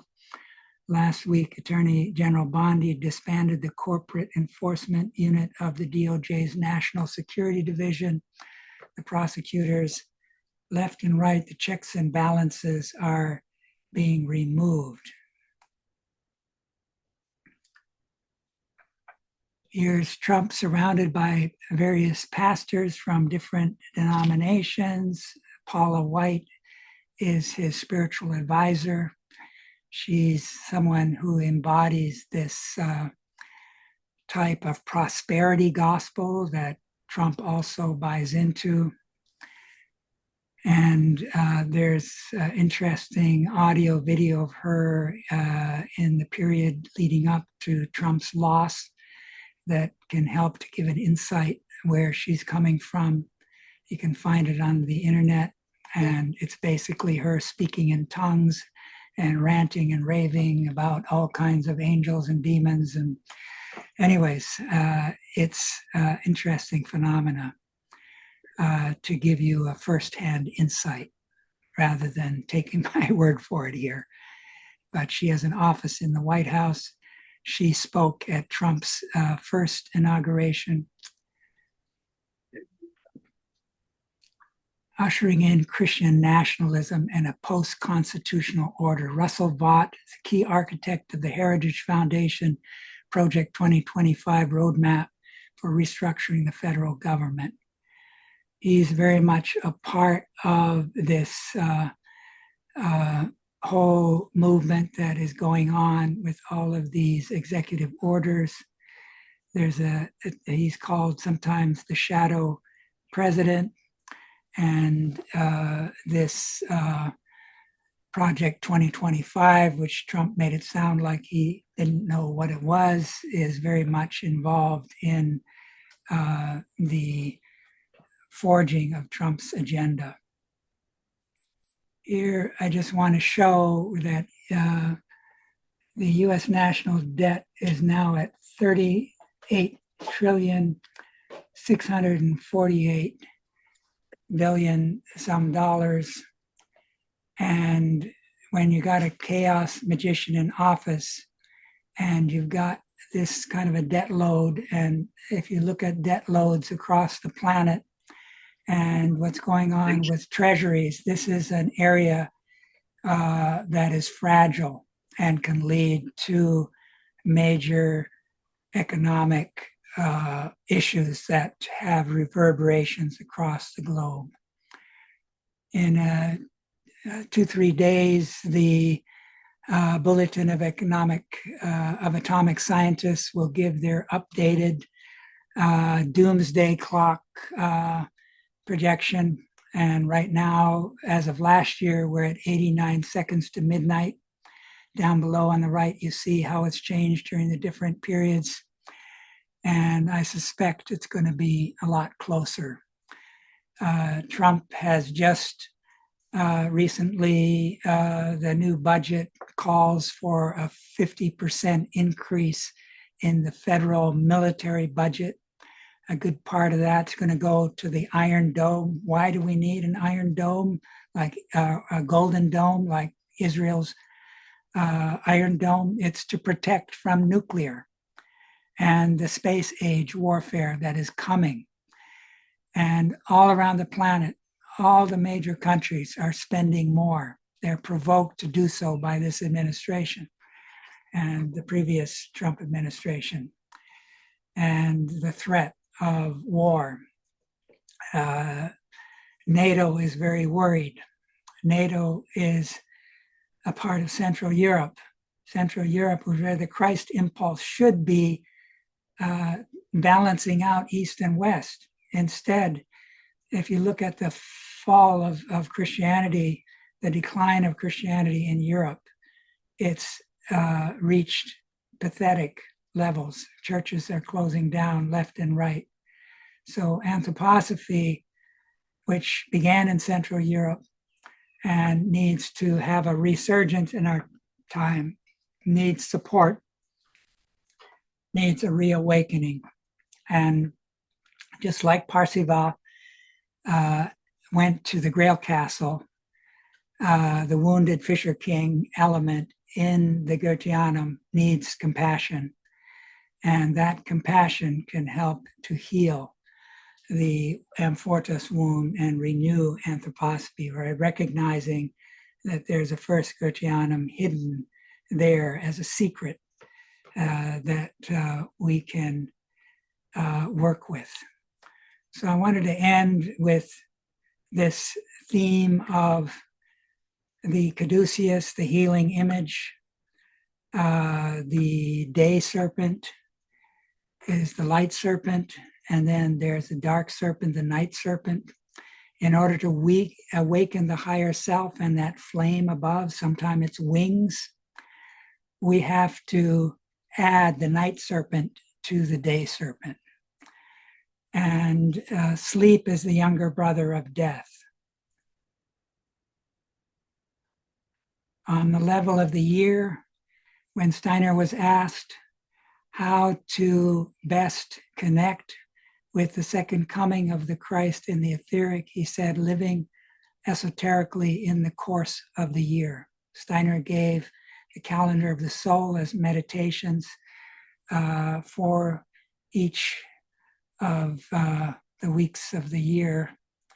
And that's something that can build that lemniscate between sun and earth that I spoke of earlier.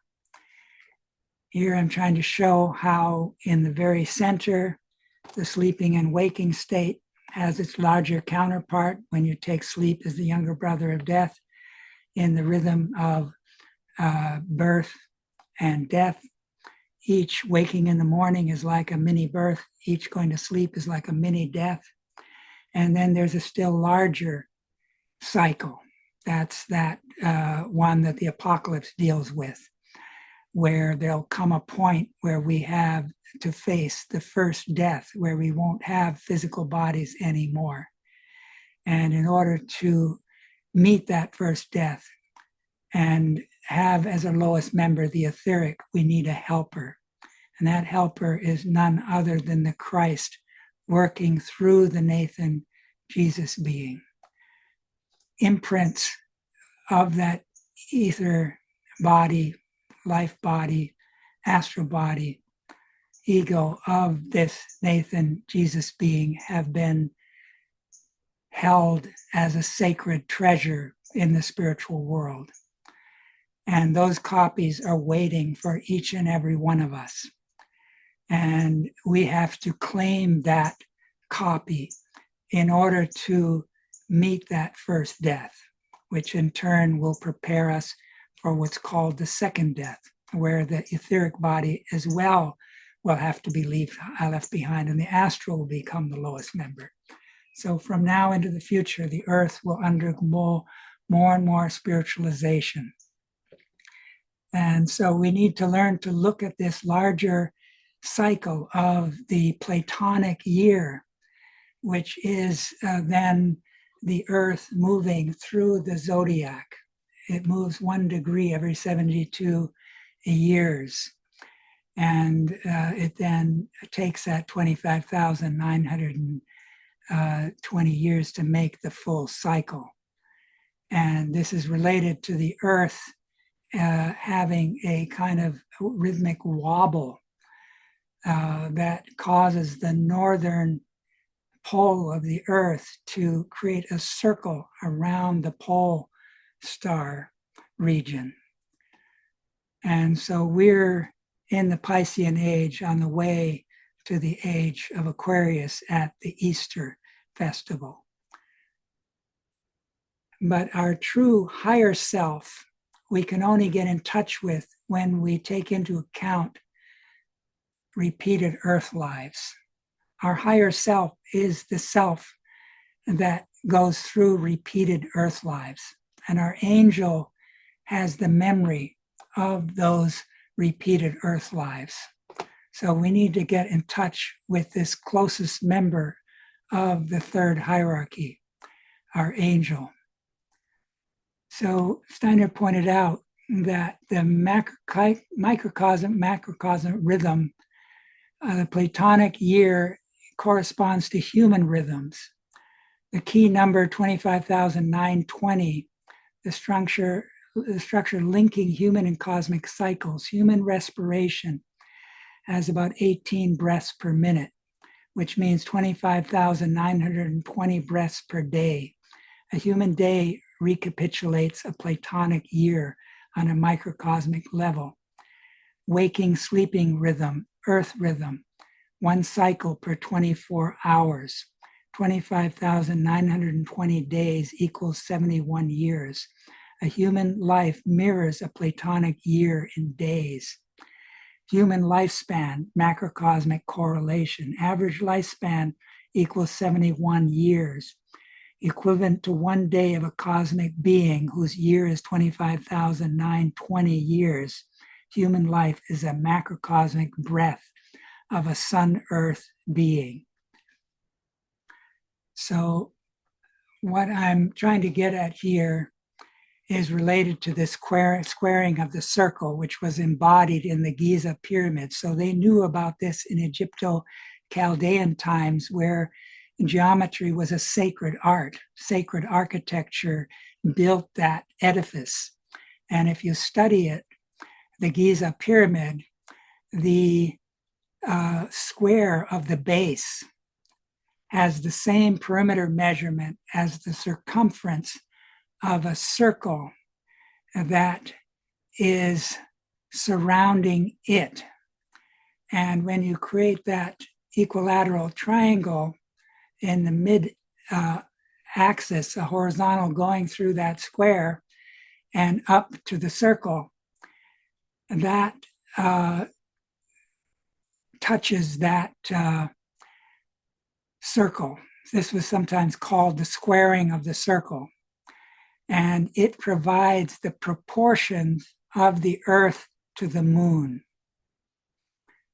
And this, I believe, underlies the sacred geometry that has to do with the secret of the New Jerusalem. Everyone who incarnates enters through the moon sphere. Anyone who exits the Earth exits through the moon sphere. That's where Kamaloka takes place.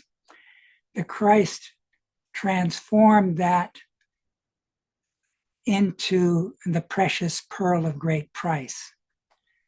Christ gave the golden triangle that helps us to build the New Jerusalem. And through the Easter festival, which is related to the Grail moon, Steiner says, let us place before ourselves the mother, thought of as a virgin with the Christ on her lap, and let us then make the statement, he who can have feelings of holiness before this image, he feels himself to be standing before the Grail, the holy chalice, the moon mother, now touched by Christ, the new Eve, bearer of Christ, the Sun Spirit, outshines all other lights, all other gods. So the Grail moon is related to the pearl of great price.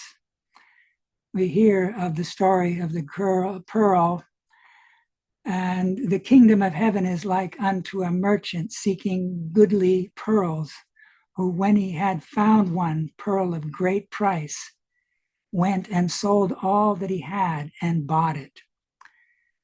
So the pearl of great price is related to, in the view I'm trying to present, the gateway to the New Jerusalem, one of which Christ opened up through the mystery of Golgotha in the age of Aries. But there's 12 gates, 12 virtues of the Christ, 12 stars around the crown head of the Virgin. And those will open up in the course of the Platonic year, which involves the sun moving through the 12 regions of the zodiac. So you hear of how the New Jerusalem having 12 gates. There's 3 on each of the 4 axes. These are related to the fact that they're actually 3 times 4, 3 crosses. On the left, you have the Manichaean cross. The Manichaeans knew of this mystery. The Grail image on the right with the 12 stars is related to this. The Christ is the 13th. Rudolf Steiner placed great emphasis on the importance of participating inwardly in the cycle of the year and the 4 main festivals, which are closely related to the solstice and equinoxes. He dealt with this theme in 2 series of lectures titled The Cycle of Year as Breathing Process of the Earth, the 4 Great Festivals of the Year, and the 4 Seasons and the Archangels. The 4 great festivals, Easter, St. John's Tide, Michaelmas, and Christmas, can be seen as 4 gateways that can provide access to the Christ Son mysteries, and the celebration of these festivals can become a means of participating in the building of the New Jerusalem. 4 archangelic guardians, Raphael, Uriel, Michael, and Gabriel, preside over these 4 gateways that provide entry to the etheric sun kingdom that encompasses the earth, also referred to as the land of Shambhala in Buddhist lore. In response to the question from Friedrich Rudelmeier, how may a soul prepare itself most effectively for an experience of the etheric Christ, Rudolf Steiner answered through meditatively living with the cycle of the year, through a meditative participation in its rhythm. So the calendar of the soul, the book of 52 weekly meditative verses that runs from Easter to Easter, provides an invaluable means of living meditatively into that cycle. But these 4 festivals are another way. And my wife and I did this picture on the right, seeking to relate that to these 4 gateways. And though we are many, we are one in Christ, and building that golden city. And here you have anthroposophical artists relating to those 4 guardians. And here you have 3 of the crosses. The 3rd one will come to expression in the next Aquarian age. The first came to expression in the mystery of Golgotha period, and I'm assigning that more to the Father.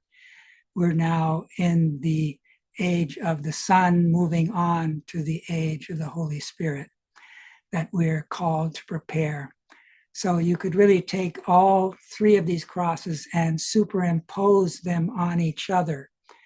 And there you get an imagination of how these, you have these different 3 sets of gates on each of the 4 quadrants. And you can apply this to the earth. The earth becomes the garden of the Lamb. The Sophia, the Maria Sophia, is the bride of the Lamb. We have to unite ourselves with the Sophia, look up to her as the archetype of the human soul in order to participate in this marriage, which is underway.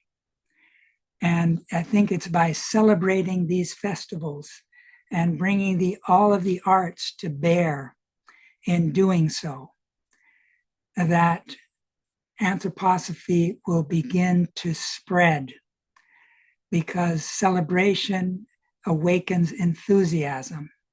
And when you celebrate one of the festivals and then the next and the next, these 4 festivals, you discover that the circle becomes not a repetition, but a kind of spiral. You learn that next year you can reach that gateway on a higher level. So the place to start is where 2 or 3 are gathered. And there we were promised he would be in our midst, and that I am with you always, he said, until the end of time. So thank you very much. And I apologize for the length and appreciate your patience. Thank you very much.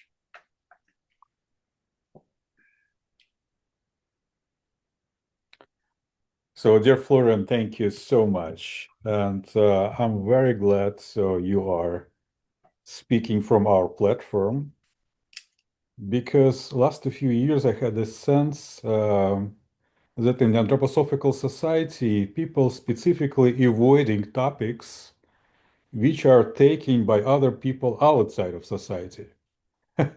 So people raising outside of society a lot of problems we discussing, but it's complete silence inside of the anthroposophical society, which is makes our group, our community completely decorative. So, and thank you so much for giving such a sharp, important information about present time, and about the past and about the future, specifically about present times, because we can get situated in it.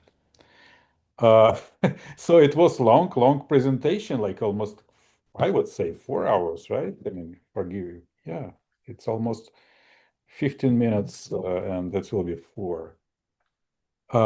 Yeah, dear friends, any questions, but it will be burning questions. And be careful, because if it will be tricky questions, so we can run in another presentation for an hour or so. Yeah, Florian, how are you feeling? I'm feeling fine. Yes, because it's because it's midday in Hawaii. I know, Right. Yaya, are you sleepy? No, you're not sleepy. So it's London. It's almost like 11 o'clock, right? We're coming to 11. All right. I mean, who will be first? Richard. Richard, go ahead. Yes, okay. My question is that the Federal Reserve is an occult organization, as you said. Why is Trump attacking the Federal Reserve now? He wants to. Well, yeah, if you study things like, for example, this book, The New World Order by Pat Robertson, this is the Christian rights version. They are afraid of the New World Order that these brotherhoods have initiated through the League of Nations and through the United Nations, creating world government and the US losing its sovereignty. Someone like Peter Thiel is warning that these forces are going to lead over to, they're going to prevent the Ayn Randian kind of great human being who wields technology for the future of humanity by crimping their style and limiting their innovative power. And these people believe that some crisis may come, climate change, nuclear, economic, war, etc., that will destabilize the world and shift the focus of power to the United Nations, and that U.S. will lose its sovereignty. The Federal Reserve System was kind of engineered through Woodrow Wilson, who was kind of a pawn being used by these Western Brotherhood. Colonel House was kind of his alter ego that they used as an agent to influence him. And it's another story that I'll save for the next session to go deeper into that and the working of these brotherhoods. But in a shorter version, Donald Trump is facing midterm elections. He's very worried about the losing the midterm election to the point where they'll no longer dominate the House and possibly even lose the Senate. And if that happens, he's going to get indicted again. They're going to impeach him and all of these things he's worried about. And affordability is the big factor. All of his tariffs, et cetera, that he's been wielding left and right fairly recklessly, they're causing disruption in the economy, and prices are inflating, and it's showing up in the grocery stores, in the supply chains, and consumers who Trump promised he would create a great economy. He's always talking in superlatives of how much better it would get from day one. He would solve the Ukraine war in one day, all this kind of hyperbole. But he's a bit of a con artist, as some of you may have noticed. But people believed him. And now, by trying to force the head of the Federal Reserve to lower interest rates before that midterm election, he feels that he can then make the economy look better. But the problem is this huge 38 trillion plus debt coming on 39 trillion, and the Japanese debt, which is even worse. The bond vigilantes who usually invest in the bond market to hedge against the stock market are getting weary, and they're not trusting the US anymore. And there's a danger that they will pull out of the US Treasury bond market if they no longer trust that the Federal Reserve Chairman Powell is independent. And Trump can't wait. In May, he's in a position to change out and elect anew, but he's so impatient. He's trying to use criminal prosecution and other things. It's hard to restrain him like he was in his first time around. So there's a lot of moving parts to the picture, but that's part of the picture. And Trump is a wild card for these brotherhoods. He's the chaos agent who can lead over to war, economy breakdown, climate change breakdown, that can help to shift things to the UN.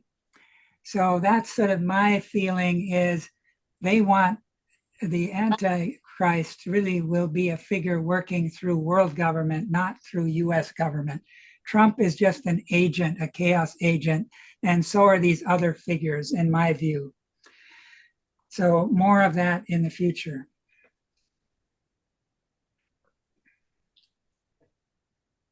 Yeah, thank you very much. So I have two questions. So first question, you probably familiar with books of Gennady Bondarev, which passed away about 2 years ago in Switzerland. I think he was a very well-known Russian anthroposophist, very sharp. And he had a book, it's Anthroposophy on the Crossroad of Occult Streams of something like this. And he been speaking in this book about black magic ritual, which is constantly running, which is done by secret brotherhoods, Western brotherhoods. And he said, like, for example, because of this particular process is going, this constant black magic ritual. So the people, the politicians, specifically British politicians, becoming simply puppets. And he mentioned a Chamberlain, for example. I mean, politicians of time, like, of 1920s or so. Yeah, what do you know about it? Can you, Well, you Steiner talked about in a new symbolic numerical fashion. He says in these occult brotherhoods, there are very few actual initiates who are the core group of these organizations. And they are the ones. the people that they use, like Chamberlain, are the zeros. The more zeros you add to the ones, the more powerful they become. They are one and they are zeros. Yeah. Yeah. And so when you have these rituals that are carried out in these lodges, and the people are not clearly understanding about the nature of the ritual and the symbols that are involved that nevertheless have a real power on the soul. What these people do, if you go to one of these lodges, like they have one in Honolulu here, that's a Scottish lodge. I was there, last year, and you've got all these pictures of the men who were achieved a certain degree of status in the past. And these souls, what they seek to do, according to Steiner, is by having them participate in these rituals without understanding them on this deeper level, which is needed to illuminate them and raise them to a higher level, they create clientele in their lodges. These souls, after they die, remain connected and anchored to those lodges. And these brotherhoods can use those souls to amplify their power. And this was worked with seances and things like that when they came out in the first efforts to work with mediumship, for example, in the past. And they were hoping to show that they could wield nature forces. But when the seances actually involved people who were dead, Listen, I have to call you back. Okay. Then they shut that down, and Blavatsky was caught in the middle of it.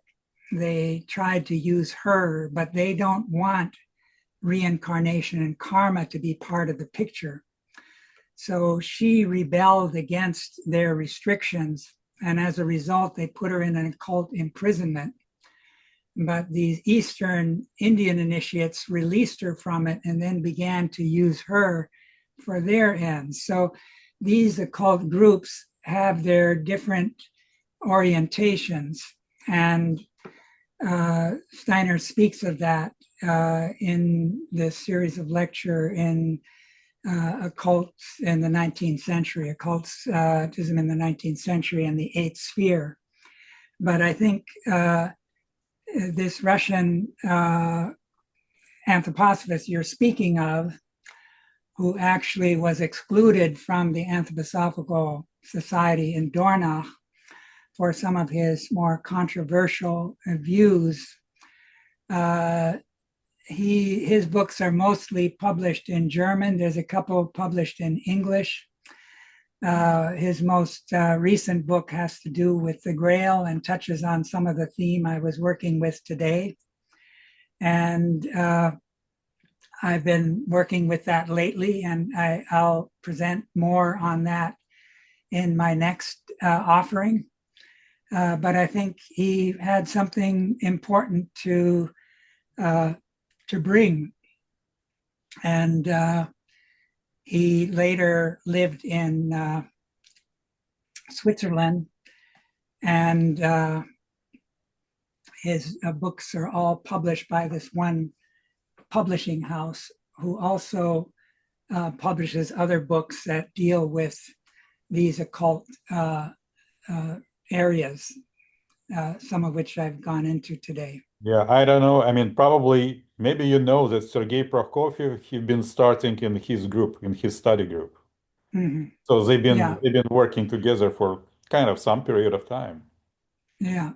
Later, they kind of had their differences. Yeah, Florian, thank you. I mean, at least, it's very well covered, so your point of view.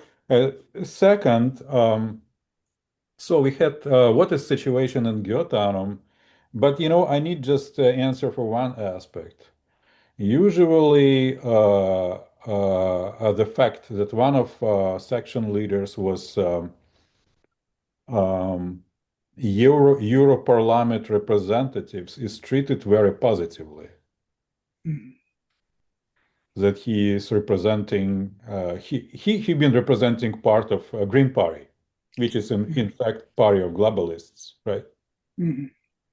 As you understand, even you said a lot of about Donald Trump, so you are not really belonging to Democratic Party, right?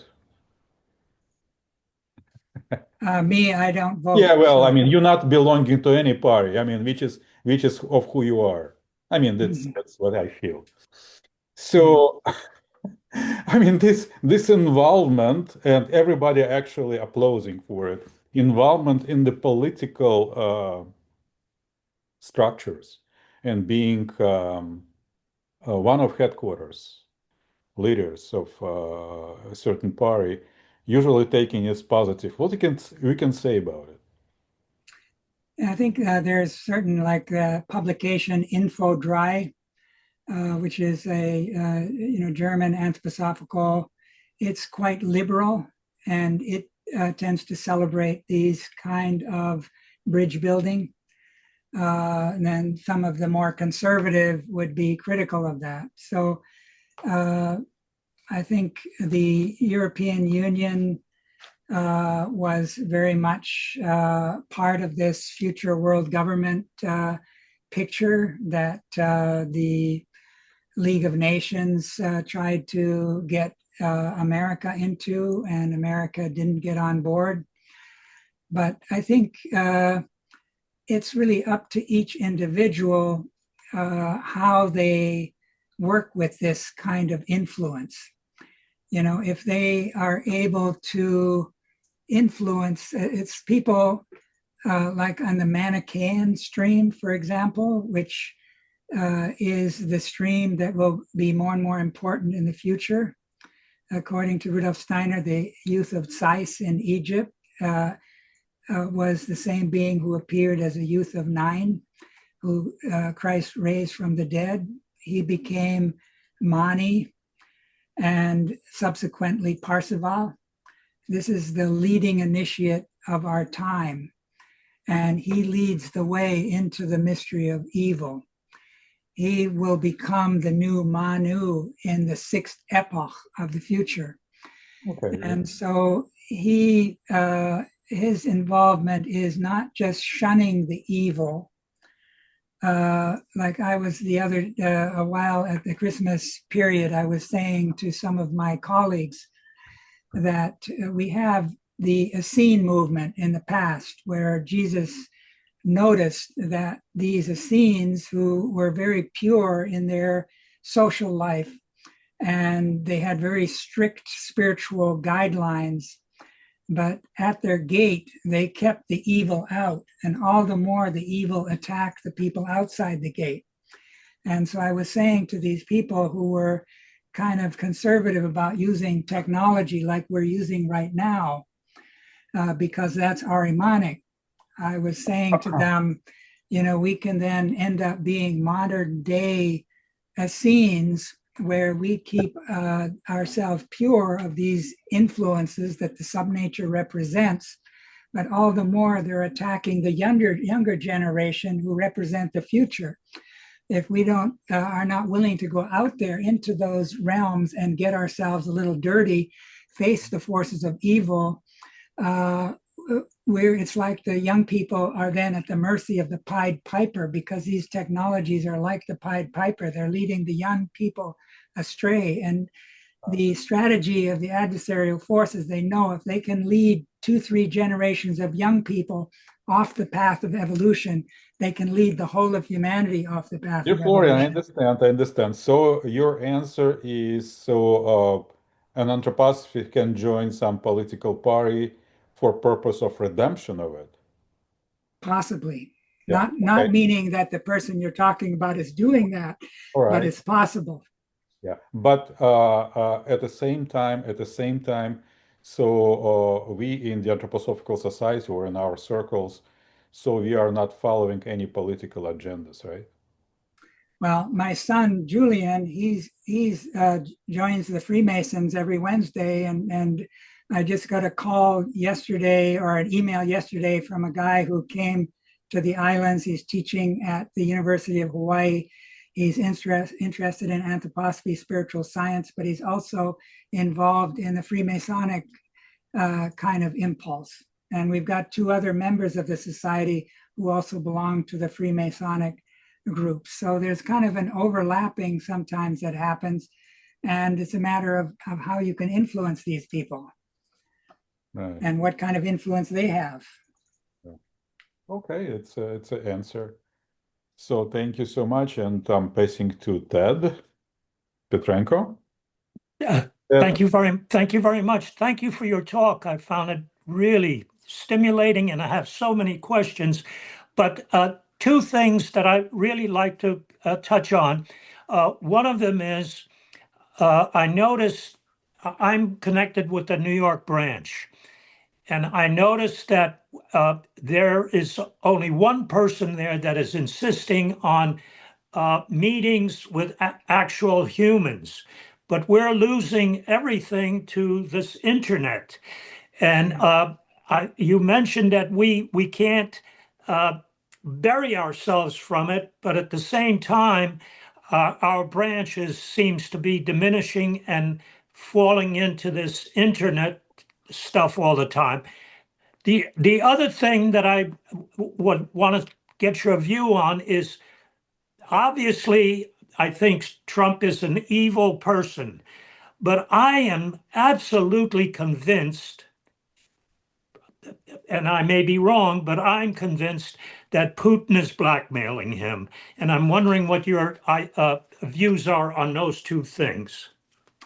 Now, so one is obviously the most important thing in this age of sort of the antisocial forces that are very much involved through the electromagnetic forces that are all around us, through the internet, virtual communities. I gave an example last time about a cartoon with a funeral service, and they had sort of 50 chairs, and there were only two people. And the person said, well, he had a lot of friends on Facebook, kind of thing. And so we often let our virtual friendships become surrogates for real friendships, which are much more important. And I think we have to make extra efforts to become social in this age, because it's the age of the consciousness soul. And the first part of the consciousness soul is to go deeper and deeper into the physical body, to where the skin feels like a boundary. If we feel separate from the world and each other, and it becomes much harder to bridge to the other person. Meantime, we have modern science and the internet. All these influences bring a kind of a cold, chilly, astral influence into our midst that prevent our heart warmth from being kindled. And we have to then really create places in our homes where we don't have those things, and places we need to be able to, in our branches of the society, value one-to-one, face-to-face meetings over and above virtual meetings. And if we have virtual meetings, ideally it would be these hybrid types where you can have both. Some people present physically, others virtually. That's where we're kind of heading. Now, with regards to Putin having what they call compromat in the Russian circles, I have numerous books that claim that, from former KGB and FSB agents who have retired from their former, saying that Trump, during his time when he was involved in Miss Universe pageants that he took to Russia, and he was involved in 3 types of beauty pageants, and he was put up in luxury hotels, etc.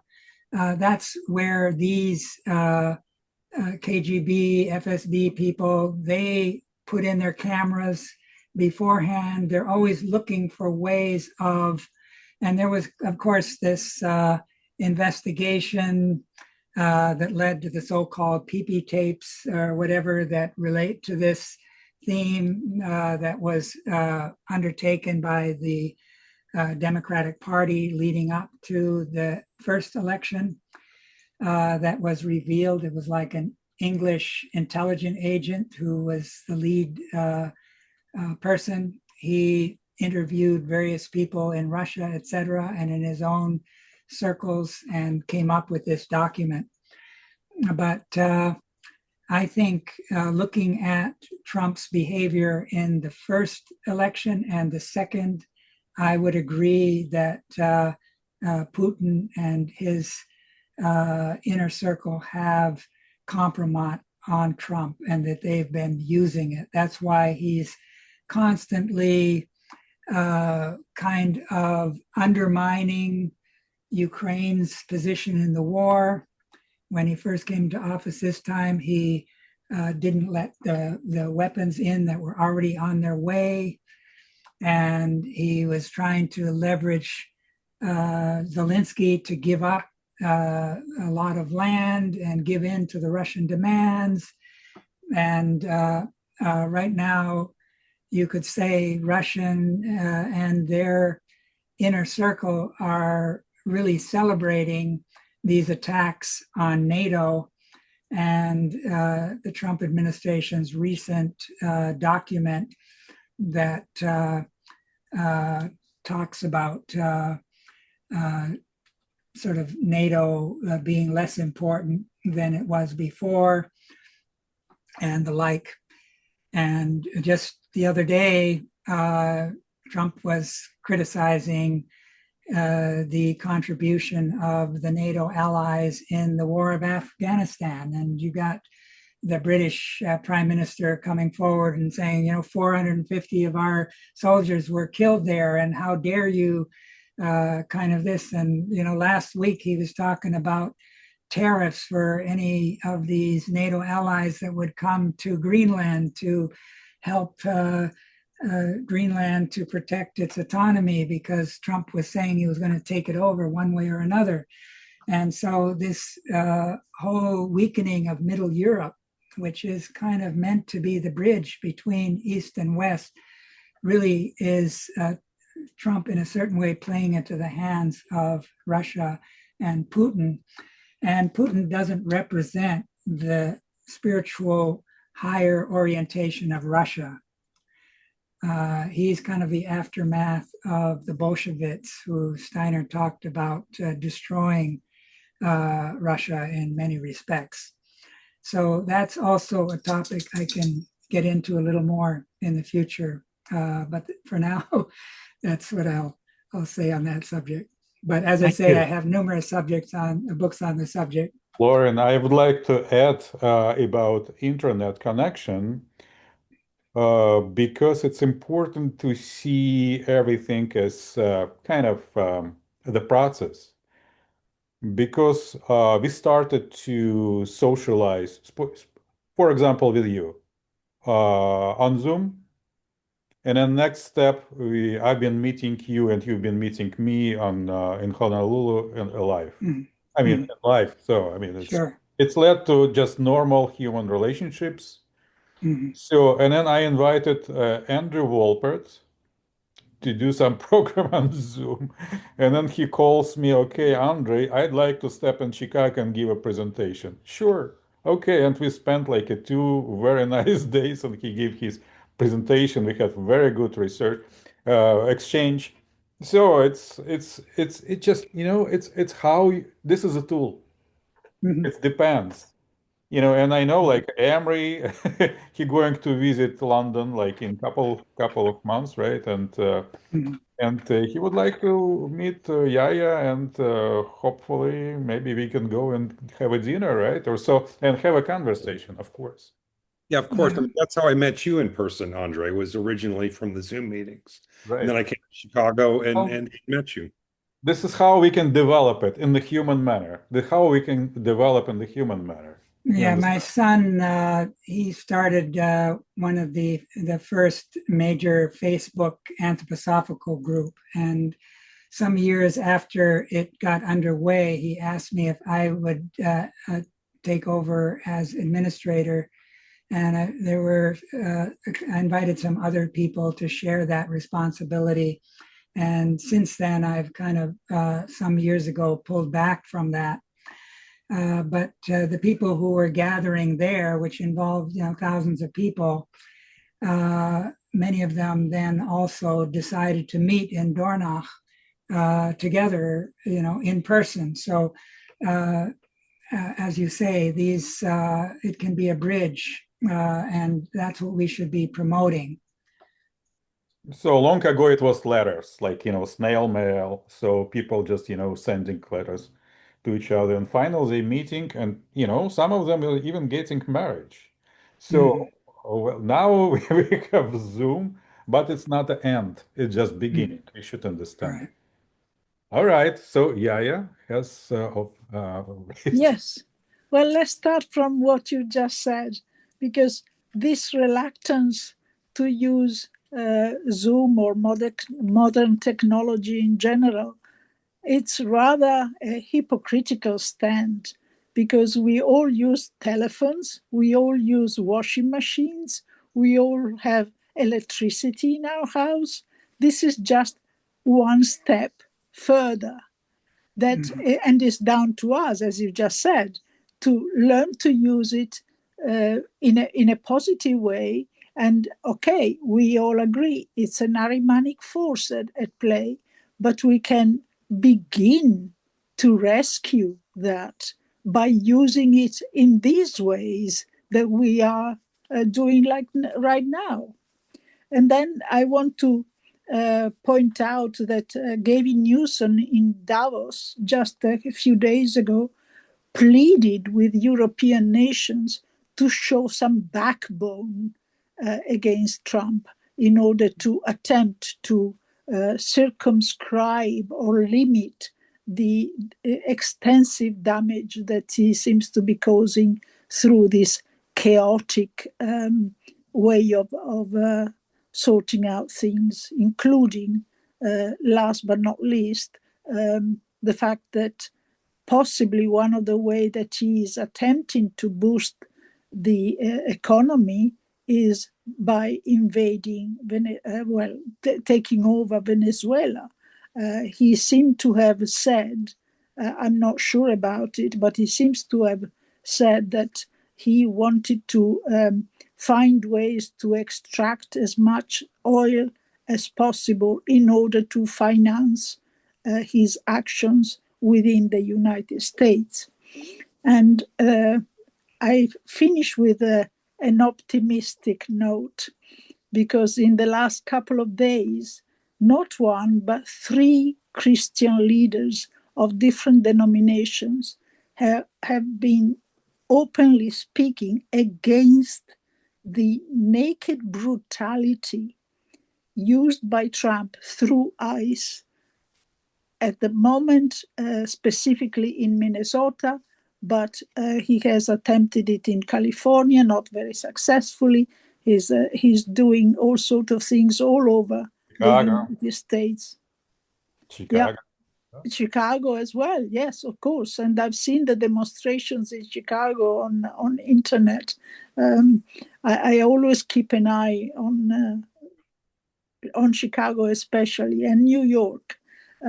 But so this is a positive note, because it is the first time that any leader of any Christian denomination has spoken up openly and clearly without any ambiguity against these destructive policies of Trump.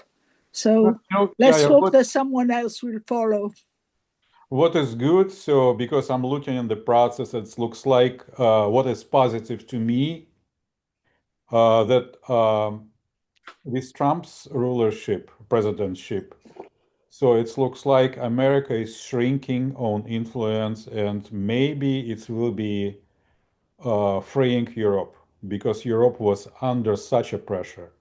Yes, but And it's as you also understand, you're depending on a unit of Germanic or Germans and in fact with Russians for creation and for establishing of sixth cultural period.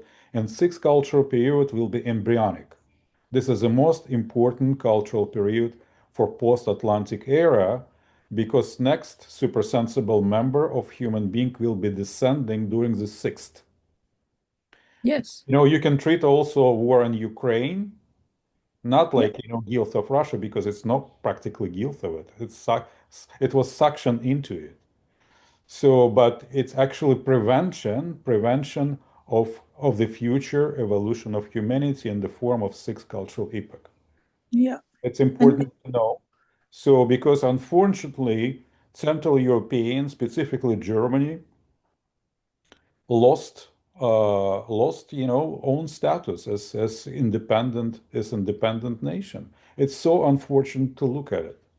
Yes, and it's not just unfortunately, it's actually very sad because this lack of backbone has allowed all sorts of wars to take to ignite. They've been working. I mean, Florian just told, like, First World War, Second World War, and everything was done by secret brotherhoods.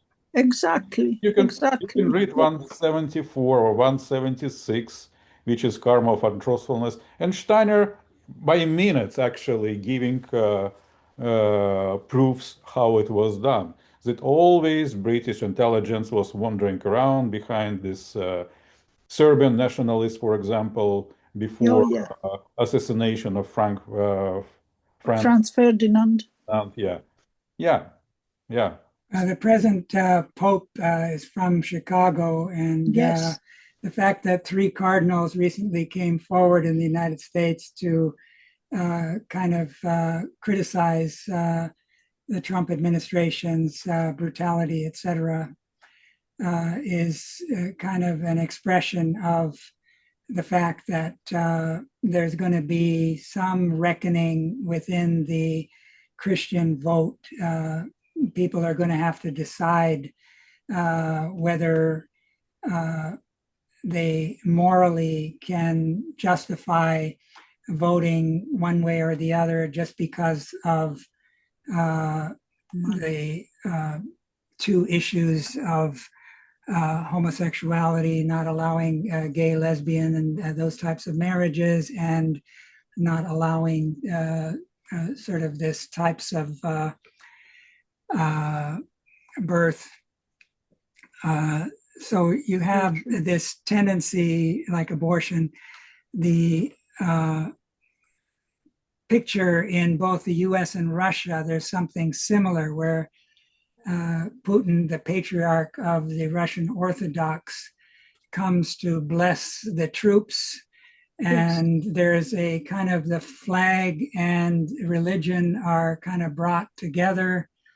And the fact that this patriarch happens to have been a KGB agent in the past plays into that picture. And then Trump waving the Bible, in front of a church, or having all these pastors around him. And in his first time around, he pulled in Vice President Pence to get that vote. But then later, he was turning against him when he wouldn't agree with what Trump was trying to overturn the outcome of the next election, 2020, where the so-called insurrection happened, which Trump is calling a kind of a love fest or something. Yeah. But Florian, I think for Putin and for Russia, this Ukrainian war, it's such unfortunate necessity. Yeah, I mean, this is my point of view because you can see that unfortunately Ukraine, and I'm Ukrainian by fatherland, so it's so because it was just used as instrument to create this major destruction in the region, which will be actually place of sixth cultural epoch. And separation Ukraine from Russia also a negative part, because I mean from standpoint of view of Rudolf Steiner,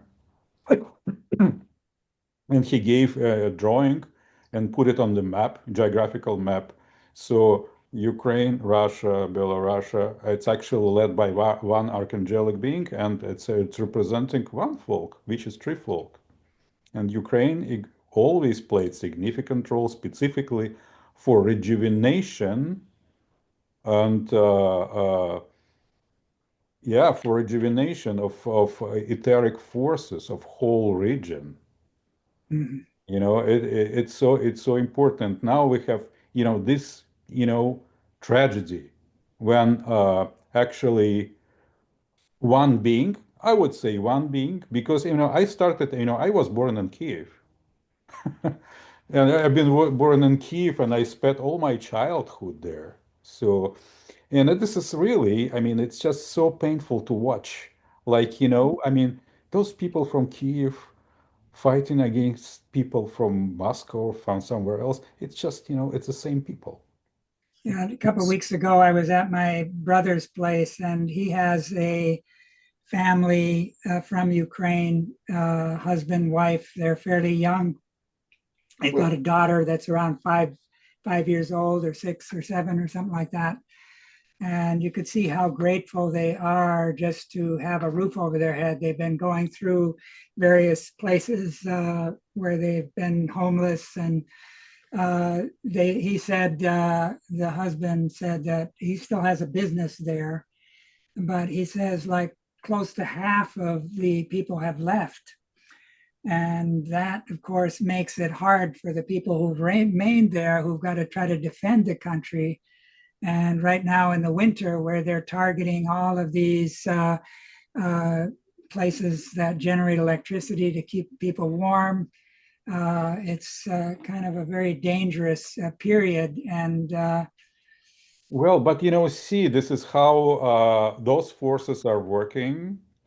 And my vision of Ukraine in the past, it was just, I'll tell you, it's the best place in Europe. This is black soil region. I mean, it's the biggest black soil region in the world. Do you know about it? And this is like, about 1 meter deep. It's actually considered to be yeah. It's just it's considered to be a live being. This is a black soil area. So I mean, it's really. I mean, if you put a stick in the soil, it will be blossoming. yeah, in So, and yeah, it's Silicon Valley was one of the uh, best places for growing agricultural crops in the country. And look what they did there, and what's happening there now. so and see. I mean, it's always suction. It's suction because it's so unfortunate because it's definitely it's not in the interest of people of Ukraine and Russia for everything what's happened. Yeah. It was probably the richest region of Soviet Union, and it's a great climate. It's a great agriculture. It's a great everything. This is Black Sea. You know what I mean? It's just wow. I mean, it's just almost paradise. Crimea Yeah. was giving. Even the Tsars used to go on holiday down to Crimea. Yeah, yeah, yeah. Well, Yeah.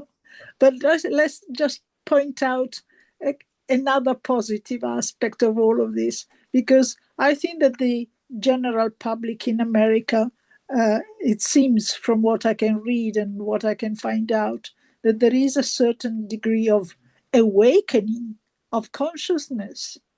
They're beginning to be so disillusioned by well, not having any of the promises maintained, and in fact the opposite is happening, that maybe this slow awakening will bring change, positive change. And despite the almost worse atrocities going on in Iran or in Gaza, we see in Gaza the resilience of the human being, and we see in Iran the inner strength to stand up to an administration that is simply killing them. So all we in the have name examples. in the name of God. Yeah, we have examples, scattered examples here and there, including in the Ukraine, because of course the resilience there is at a maximum level, and it has been for a number of years. So maybe these drastic times that we are going through are one of the turning points that we need in order to wake up and take our own responsibilities seriously, including encouraging human conversation, a one-to-one, a face-to-face. I'm looking forward to meeting you, Andre and Emery, when you come to London. Sure, sure. Yeah. Well, Yeah. I would like to add that, I mean, in all those wars, because First World War, Second World War, so it was specifically designed for huge loss of lives, specific Yes. like in Slavic regions. And Yeah. when we coming towards, I mean, Ukrainian, Russians, Belarusians, I mean, because they are becoming vehicles, those physical bodies and etheric bodies, they becoming vehicles in which people will incarnate during sixth cultural period. And sixth cultural period is super, super important because spirit self will be sent in these particular bodies and souls. So it's forming very specific constitution of the soul. And what Steiner said, that impulse from Germans will flow not into not in Russian people, but it will be not people of intelligence. What he said, I was amazed. It's actually symptomatology of history 135 course.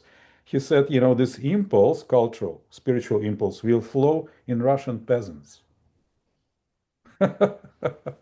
In Russian peasants.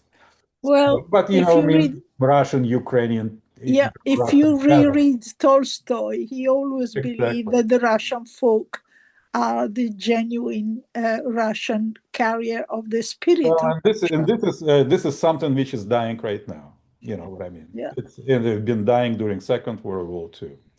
yeah. Sorry, I have to give a mic to Ted. Ted, go ahead. Did you just mentioned, did you say that was in GA 135? 135. I was shocked to hear, but it's also gives some kind of wow. Thank you. But 135. Yeah, I'm also born in the Ukraine, but I would like to ask, have you folks read From Gandhi Shapur to Silicon Valley?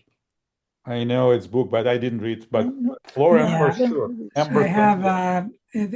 That was originally published quite some time back, but in the meantime, he's expanded it to 3 volumes. One of them published posthumously, and each of them are like 500 pages. So, Right. Well, the point I wanted to bring up is he died.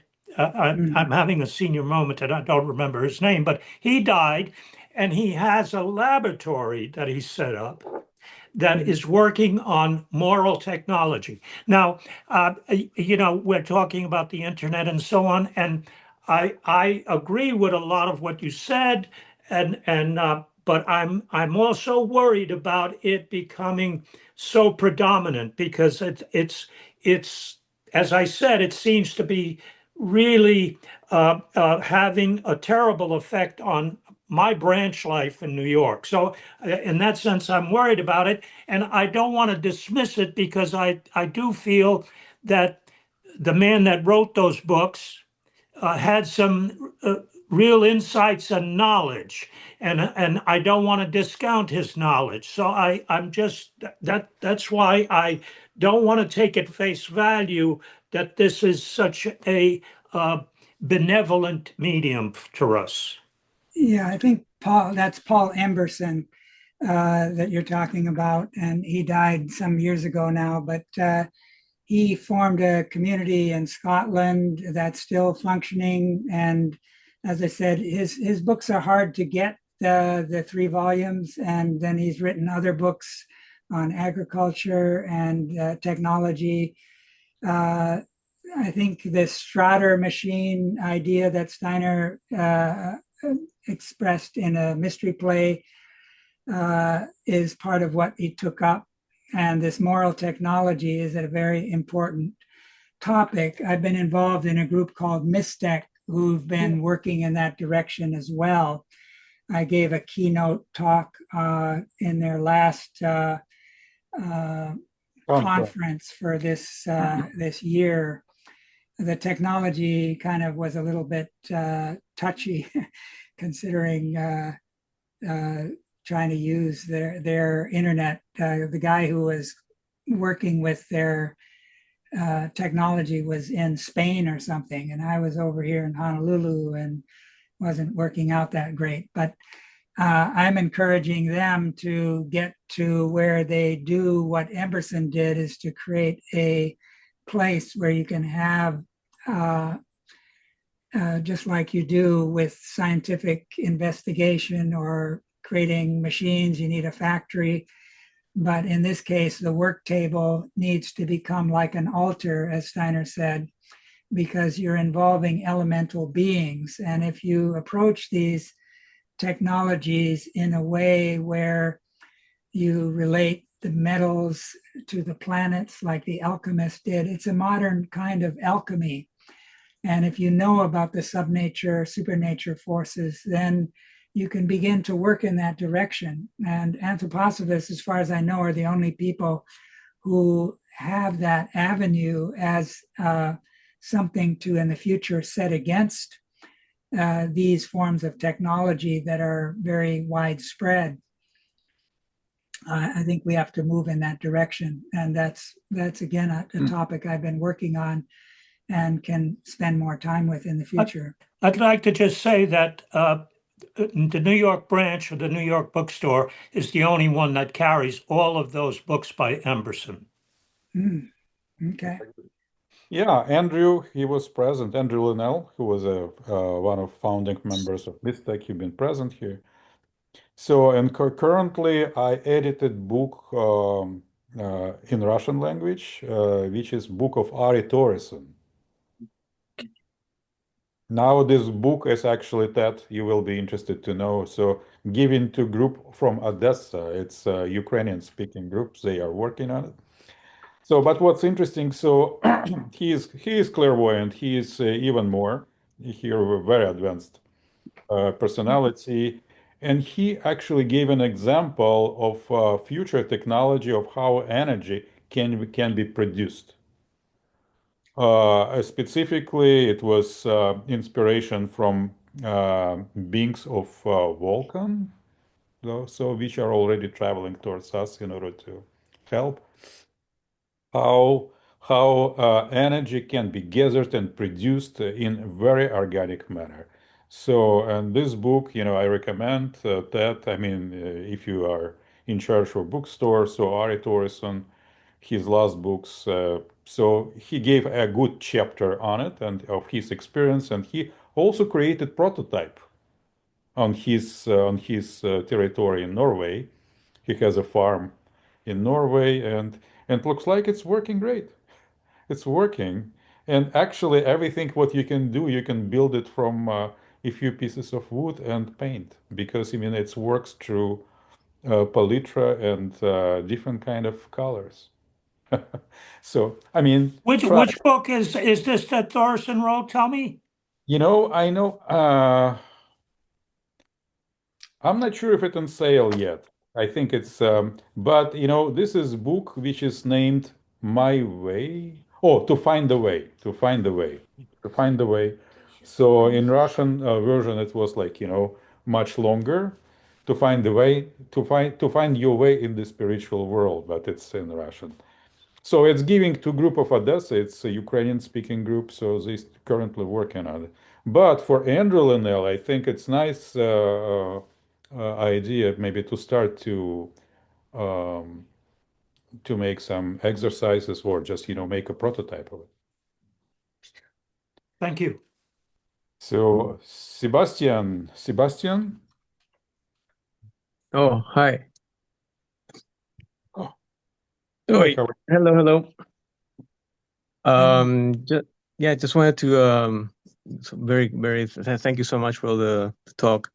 I was actually in Russia just a few months ago talking about the three occultisms to the society in Moscow. So it was pretty interesting to you're tie from it up Canada, more. Sebastian. What's your last name? Bilbao. Bilbao. Yes, in Moscow. Yeah, I heard. You've been in Moscow. Yeah. Yeah. And my question was whether there's any information of Steiner's reincarnation. Well, there was a conversation that I've come across from several sources that says that I think it was 1922 in England. I can't remember the name of the woman he was talking to, who asked him about his future incarnation. And he said he would be incarnating in the United States in 80 years. So that was in 1922, I believe. So that would mean that he would have incarnated at the turn of the millennium. And I came across another place where this is in connection with the Countess Kaiserling. I haven't read it myself through my books, but I got it secondhand, that he indicated to her that he would be in America when the incarnation of Ariman took place. Yeah, they're in Volume 3 of Gondishapur, Volume 3, Paul Emerson, he talks about it. He says either America or the Celtic areas of Europe. It could be Scotland, Ireland, even Norway, Sweden, that area. But it seems that it would be timely to start discussing that topic too, not just Ahriman. In that case, mix them up together to see where that could lead.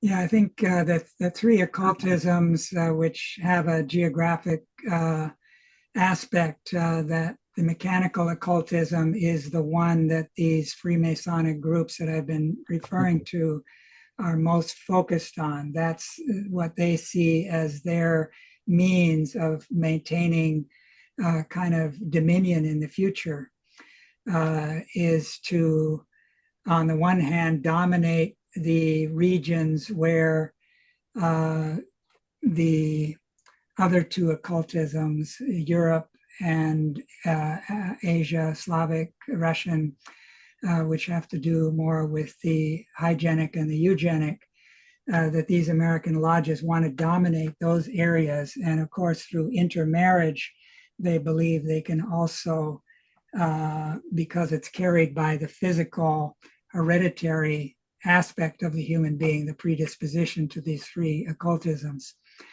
And I think we're kind of on the cusp of the beginning of that in America, the mechanical occultism, with some of these efforts with implanting, like Elon Musk with his Neuralink and several other companies, that will lead to people realizing that you don't need the implant.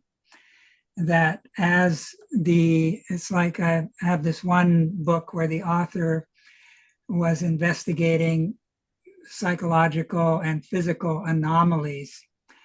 And one of them was that some people are super sensitive to electromagnetic forces. Other people have very strong doubles, very strong electromagnetic forces, and they can walk into a place with sensitive electrical circuitry and stuff, and they can disrupt it and cause damage.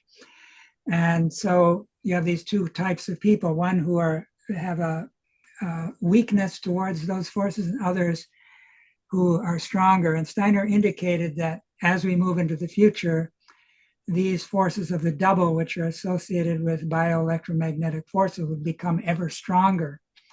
and that those would lead over to being able to transmit to machines.